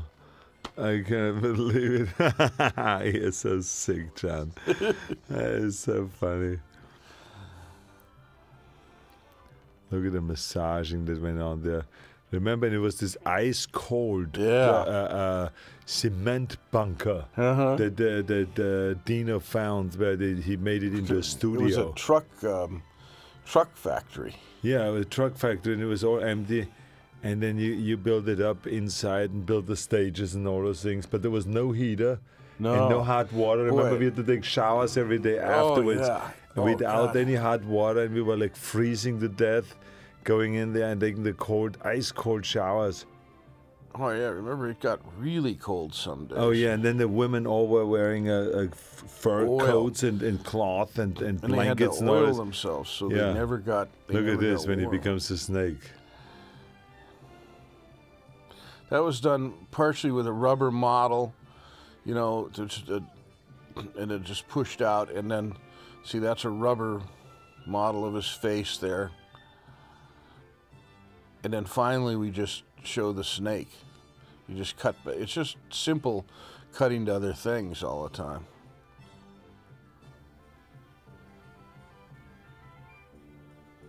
The snake was pretty big, the real snake.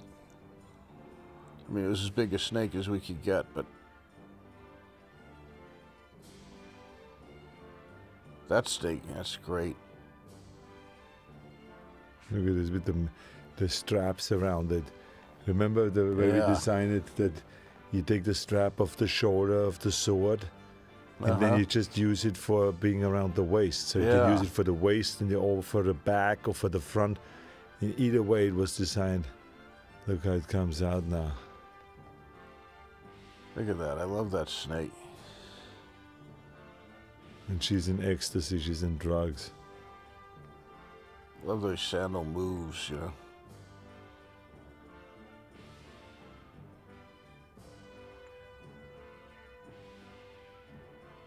Oh yeah, now comes the wild punishment.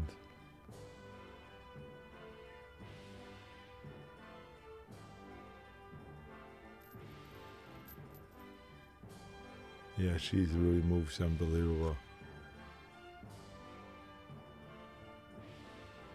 Jerry too. He has a No, here's another hand. Yeah. This was a hand, Stu. Yeah, you're right. Hand. Was this after the fingernails were cleaned or before? Yeah. Split pea in hand.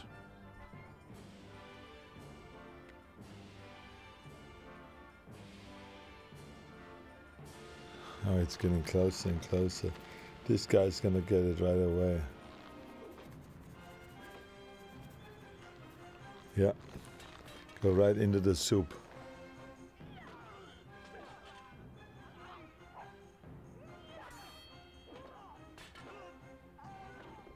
Ooh. Oh, God. Ow. Look how good those moves are. How good and clean everybody's moves are. That was a good double move. Blap. Oh yeah, the head cutting.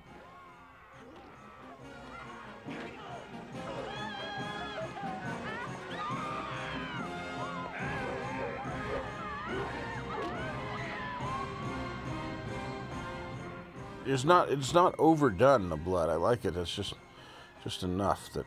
Oh, she's gonna get a beating. She hits him with the head, or hits her with the head.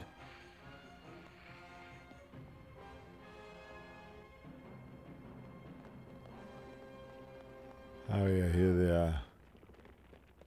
Hey, you.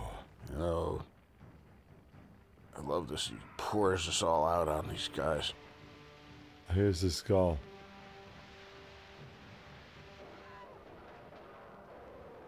And this cracks. See how it cracked the pillar there? So we know something's going to happen to the pillar.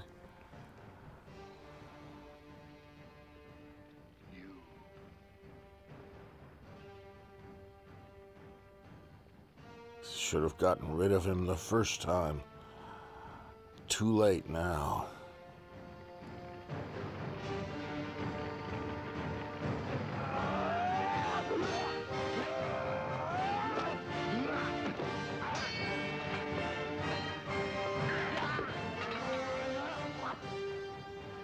Look at this hammer. It cracks it again. Boy, this sequence here took so long to shoot. It was because they're really swinging these things. Just barely missing each other and hitting each other like that. That was a great scene. Everything had to be timed just perfect. Look at this whole thing coming down. How big this stuff was. Yeah. Look at that thing just. That was a great cut here. He looks, what? I did that? Yeah. Look at that. This Wow. look great. I am powerful. Now we are taking her.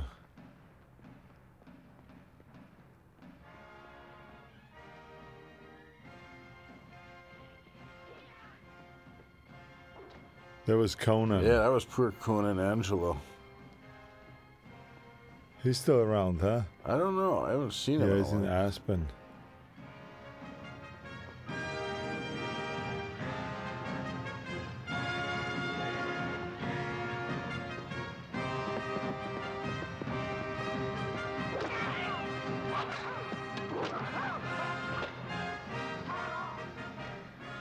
Now that she's killed them, easy meet these two. Look at while she just sits there and says, come on, let's see what you got.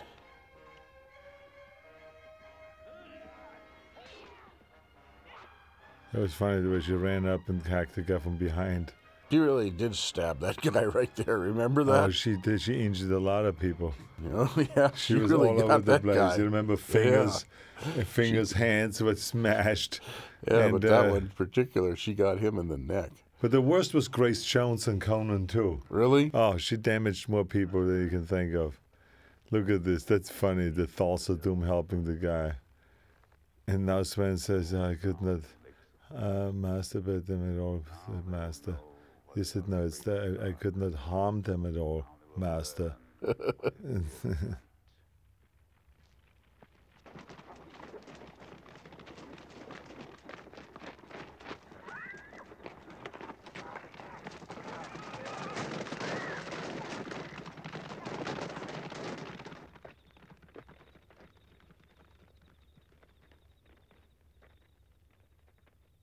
This worked pretty good with straightening the snake out, you know?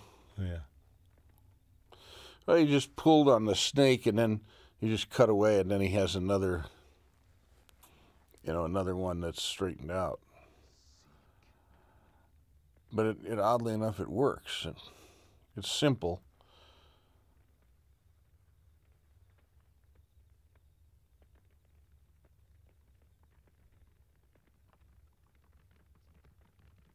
Oh, this is the arrow. This was a great idea, right, to have this arrow become a snake. It's a heat-seeking, it's a sidewinder. It's a heat-seeking missile, see?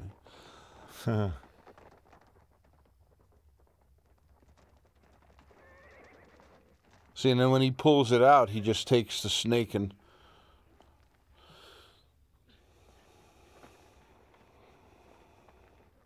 pulls it from...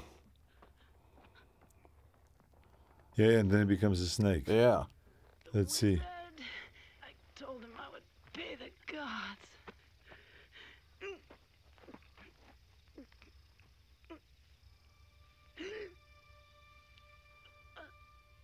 Oh, yeah, here we go. See? He just takes that and then... Isn't that great? That was terrific.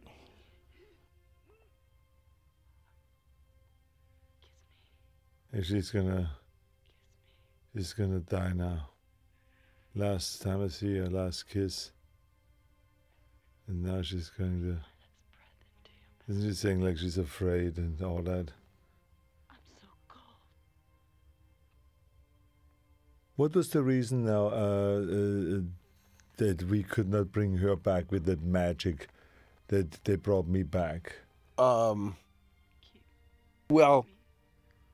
you were not dead. You were just... I know, but she is not dead at this point either. So yeah, we were too far away to get him to Marco and then to get the same spell going. Yeah.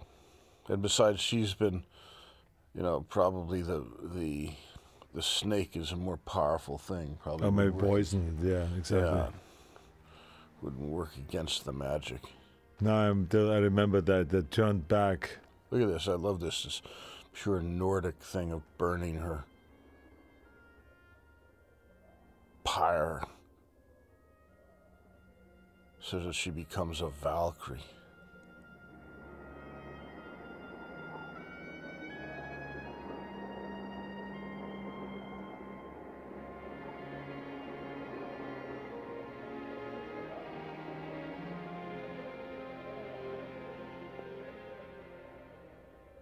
Look how good the hair looks in the wind, Oh, I know.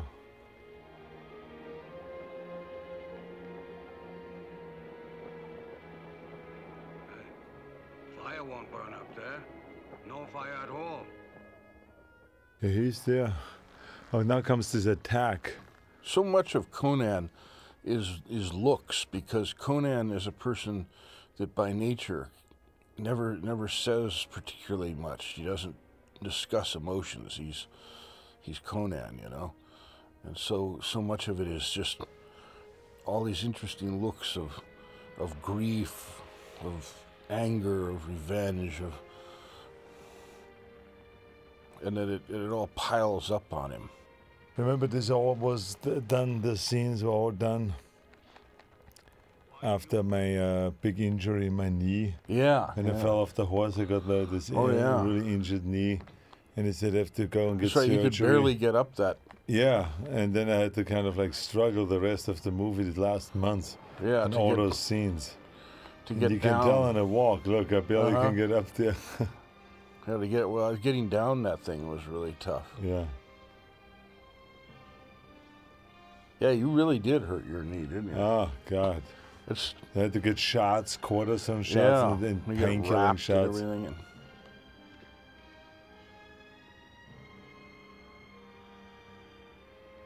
See, he tears off the pit fighters thing that he always had, and now he puts on the stone because he is always bound to her now.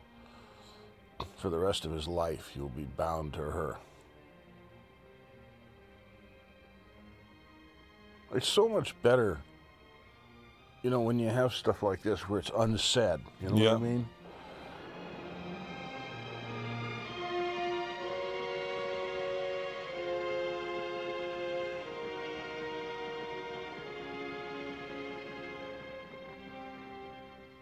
I love this shot. This is a real Frank Frazetta shot. Mm-hmm.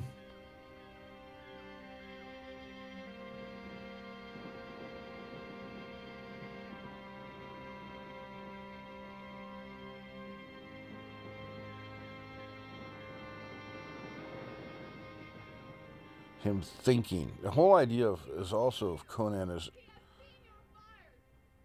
is always thinking.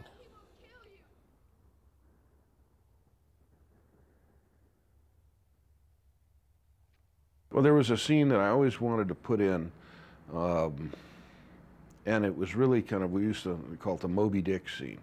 And there's a scene in Moby Dick where Ahab talks about what life had been if he had not been Ahab. If he had not been, why has Ahab been on on the seas these 40 years, what has this done to him, and always in pursuit, of some blind, dumb animal, of the deep, or something like this. And then, this curse to have taken my leg and made me pursue Moby Dick, and this kind of thing. And it's a wonderful, wonderful speech. And of course, I wanted to do a scene like that. So I wanted to do a scene where Conan talks, because you never have that in any movie where the hero questions himself. And so I really love the idea of Arnold questioning himself, and everybody was against it because they said, well, he's not a good enough actor. He's not, and actually he did it just wonderfully. He really did it, you know, worthy of any actor. And he sits there and he questions, what kind of life is this? You know, what have I done for 20 years? What has been? And it's very powerful to have that before the final battle, because you know that this guy is not just a guy bent on revenge, and that he is a complicated character, and that there is a consequence to all this. So the new version is really, really a much deeper and resonant film.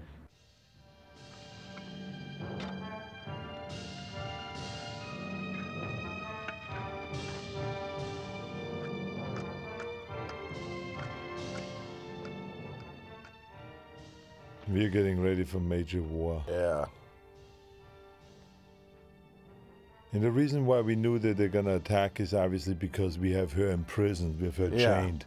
They have to come. So it's like kind of like a trap. Right. You have insulted them. They have to come. Thulsa Doom will have to come because he can never be Thulsa Doom again if he doesn't come. Oh, look at found Marco. all of this. Yeah. These are all from Dead Warriors, right? All the... The dead. The gods are pleased with you. They will watch the battle. Are they going to help? No. Well, then tell them to stay out of the way. There's the spirit of Conan. If the gods are not going to help them, tell them to stay out of the way. Exactly. This is I love this shot that you can see him and them in perfect focus. I remember I got one of those little camera books to figure out how to do this shot. One of those little blue books that cinematographers... What lens do you use for something like that? It was like a long lens. I had to get way back. But then with a long lens... It was like 100 or something. I know, but then how do you keep them in focus? Well, by getting far enough back from him. Oh, from me? Yeah. Got it. From Jerry there, you know. And compressed everything, you know. But I remember reading it because the cameraman said I couldn't do that. I said, yeah, let me figure it out. Right.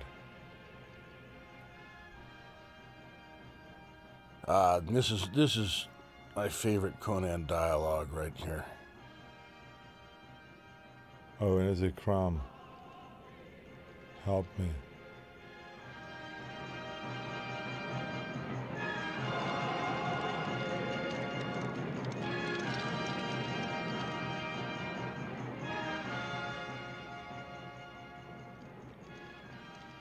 So it's exactly the same attack as it was in the beginning. We hired Mr. Yamazaki because he was an all-around martial artist and particularly good with Japanese sword work. And I felt that Japanese sword work would be probably very important in this, and that we could, since it wasn't to be totally a real time, we could use things that echoed of other times, and that a sword master could have some of these moves. But basically what we wanted to do was create our own kind of martial art and create our own style of fighting, which I think we did pretty well. It's wonderful. Grant me revenge. Two stood against many. That's all that matters.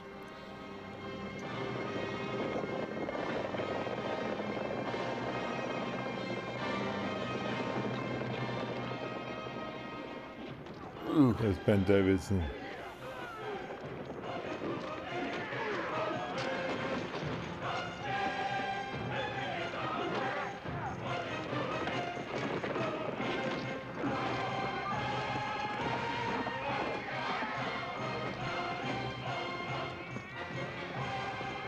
I think it was about 10 days, this whole final battle.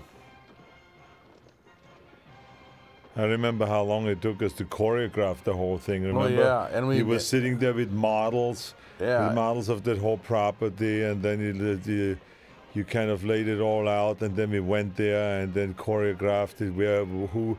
he's coming when and all that stuff. I mean, there's so much commotion going on. And then each one, when we'd finish it off, we'd mark an X on a thing on my side of my trailer. I mean, that was a tough stunt to do there. There was a lot of tough stunts because there was a lot of injuries. Remember the one stunt guy had to get stitched up right there on the set, and a few hours later he was back again shooting. Oh, yeah. He's around 15, 20 stitches.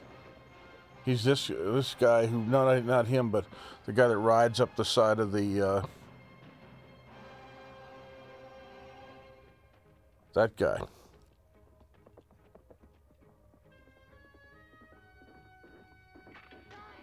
That's Terry. Terry Leonard? Yeah. This guy, look at that.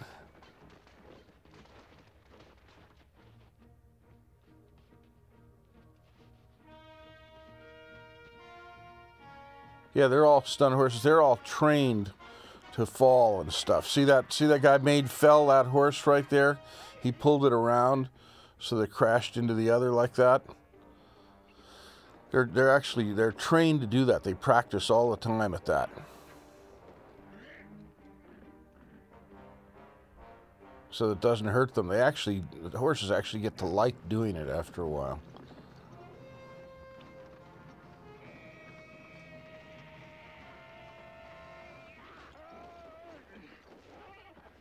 That was a wild fall. Yeah. Unbelievable. Yeah, that guy got hurt. Yeah, I know. That maybe was the guy. Remember, because of the reins broke? Yeah. So the horse smashed right into a rock? Right. And the horses never got hurt, but that guy got... Terry Leonard was the second unit director and principal stuntman.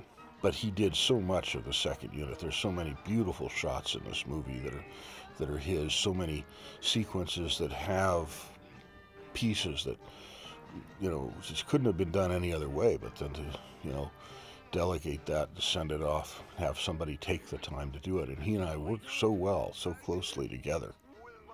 But that was the great thing about it, that you set up so many cameras on this scene here. You had like 3, 5 cameras sometimes. You had to cover it from all the different angles. And if you use them well, you get 5 completely different things. I love this. Oh, yeah, that's great. Boom. That you really feel that it sticks through him, doesn't it? Oh, yeah. I love it when I love Conan coming up. What's wrong here? Are you upset?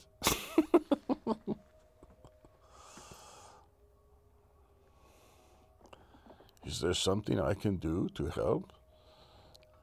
Then here comes Rexor.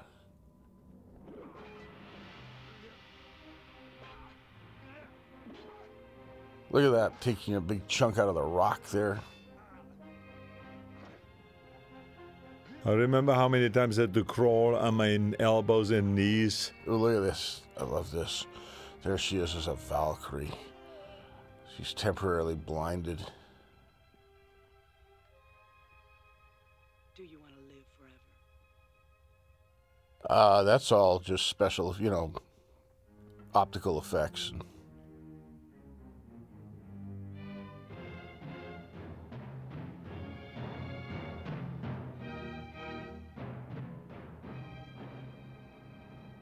Now these are real swords.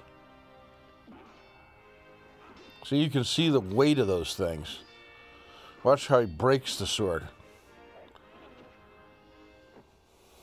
I mean, that's real steel. Boy, those are 9-pound swords. And to hit him perfectly.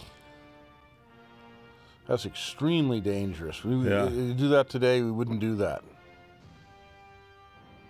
You could never have done that sequence without much, much training. Well, it was just so much training to make sure I don't hurt the guy's neck. Yeah. Because I had to hack in there really, and with a real sword. So the practice really worked. Oh, he's killing her now. But there's nothing that quite, when you see them swinging those real swords, it really shows. You can really see the strain. And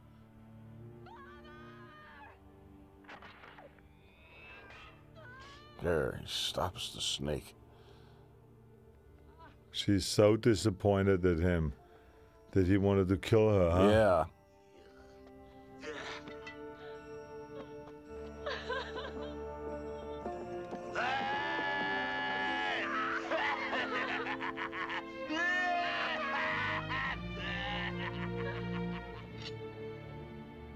I love this.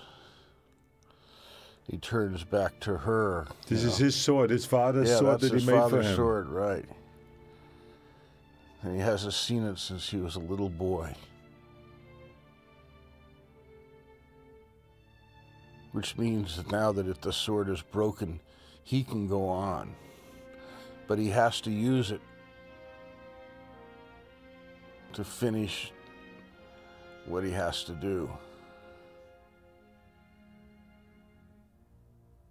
And I'm back into the gladiator, the pit bowing mode. to her. Yeah. Look at this shot. I love this shot. Look at all those people. A lot of people down there.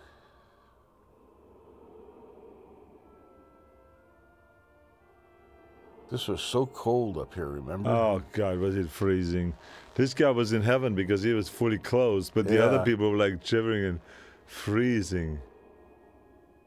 And how many people did we use there? Well, there was about 700 or 800, and then we put more just, lights out there, too. Oh, that's right. And now you could CGI all those people in, right? Yeah, you could have the whole thing.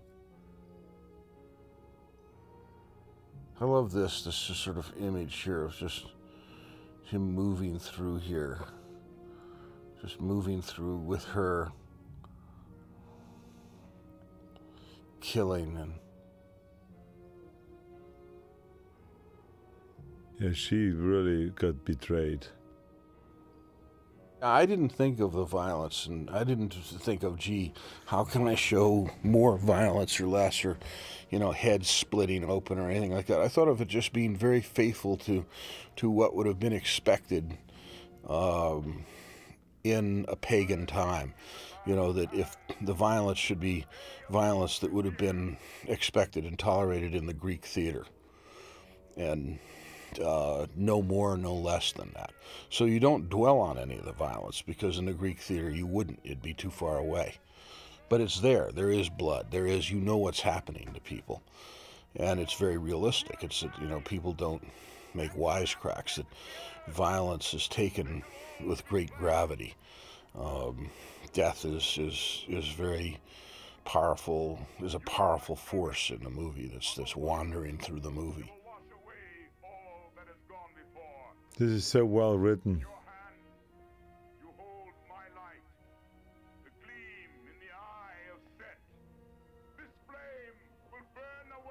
Who did you base this cult on? There was some mass killing somewhere. No, Jim Jones. Jim Jones, exactly.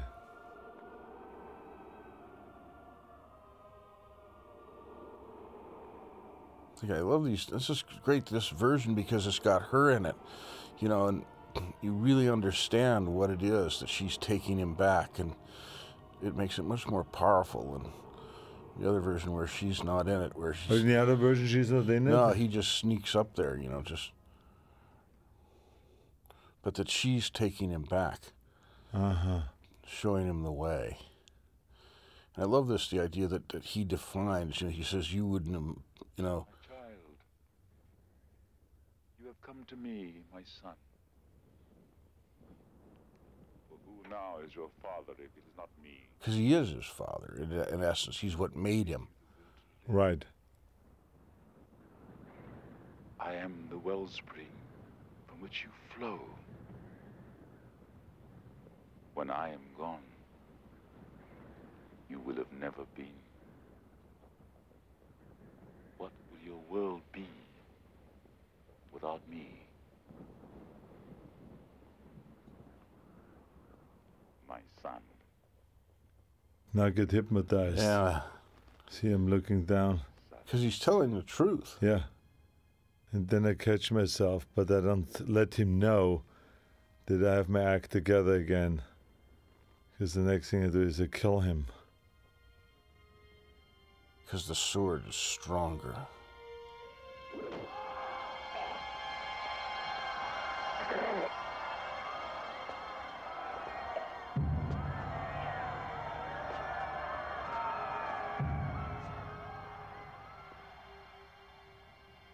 love this idea of a ritual taking of the head.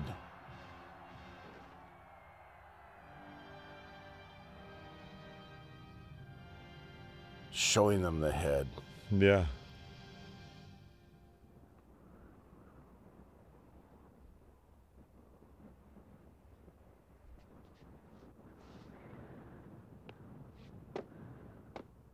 Oh, brutal, huh? With the head rolls down.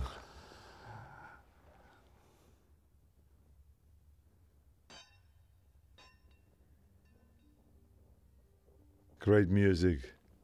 I love this. I just love this sequence. Because he's cleaned now. He's completely cleaned of his past, of his vengeance, of everything that built him so he can go on anew.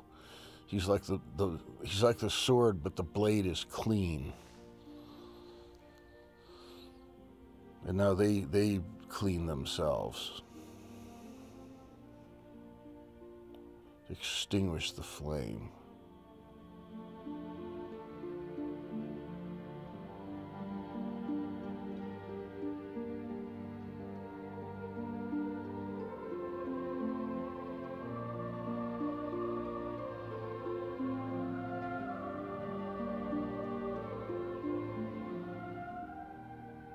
Beautiful, I love that.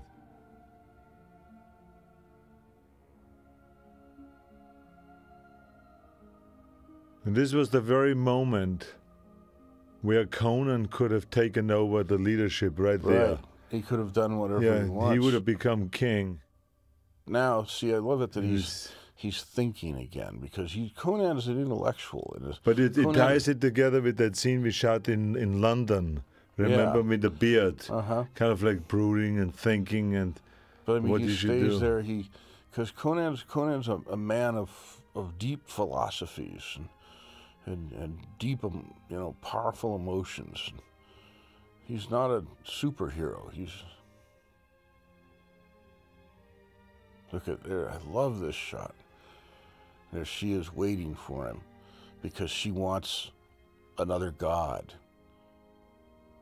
And he finally sees, he's finally thought it out. And there, knows he has to go on. And she sort of bows to him.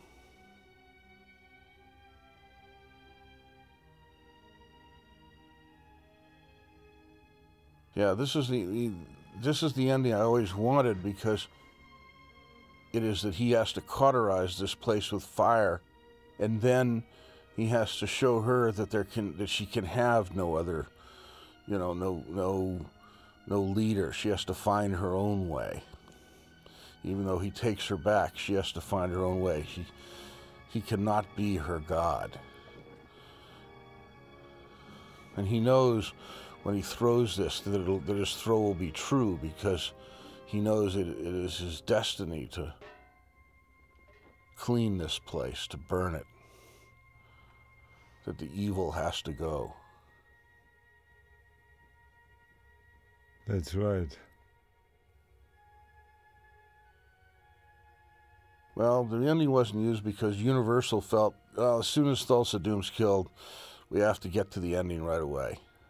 And for American audiences, we don't care about her or any of this stuff. We just, care about getting Conan to the next Conan movie.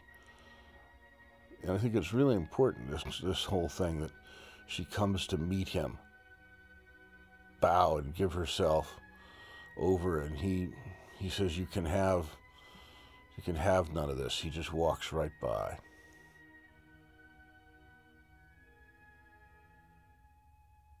And then she sees that he isn't there, that he isn't going to, and that everything, that was supposed to be so strong just burns away. Then he offers to take her, to lead her out.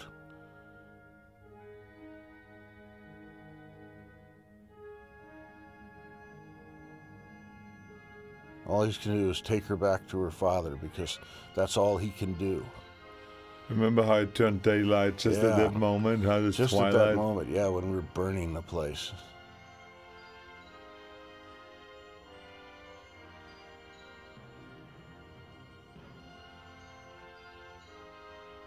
Look at that flame, huh? Look at that. Now I'm carrying her off. Or is she carrying me? No. Look at the sun ray. Yeah. Rays.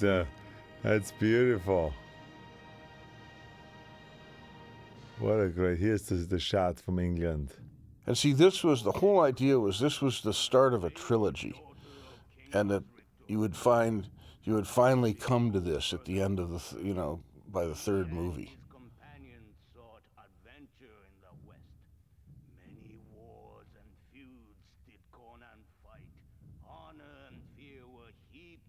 But this was really to see it like that again is extraordinary. Yeah. And you know, like I said, the angles and the way the story unfolded, and the emotional ups and downs, and you know, the revenge, and the obstacles to get there, and it's everything like you said. It's about, you know, the character that on the end I was strong enough to take him on because I have just overcome all those obstacles. Yeah, that it's really not just a simple story. It's about, you know, so much. It's about, you know, what makes us what we are, you know, and what you know, that you have to go on, be yourself. You have to, you know, that there's so much in Conan that is so unfinished and so uneven and rough. And, you know, Conan is not an easy character to just kind of, you know, take in and say, oh yeah, he's just a big, strong, good-natured superhero. He's not that guy on television, you know, Hercules or whatever. Right, you know? right. He's, you know, he likes combat. He is brutal. He's, you know, he's not completely sure of anything. Well, now, having seen this movie and how wonderful it looks and how well it plays, I think it's obvious we have to do a third one. Absolutely, absolutely, absolutely. Look at, like, I love the artistic integrity of this movie. You know, just that nice Japanese symbol at the end. You know, that is the Thulsa Doom thing. How great that looks. That Ron Cobb was so good and so consistent in everything he did, and that Dino, you know, gave us enough money that we could do all that. We could actually. There was nothing that we really needed. There's no amount of money more would have made it any better. And it really is Wagnerian. Hasta la vista, baby.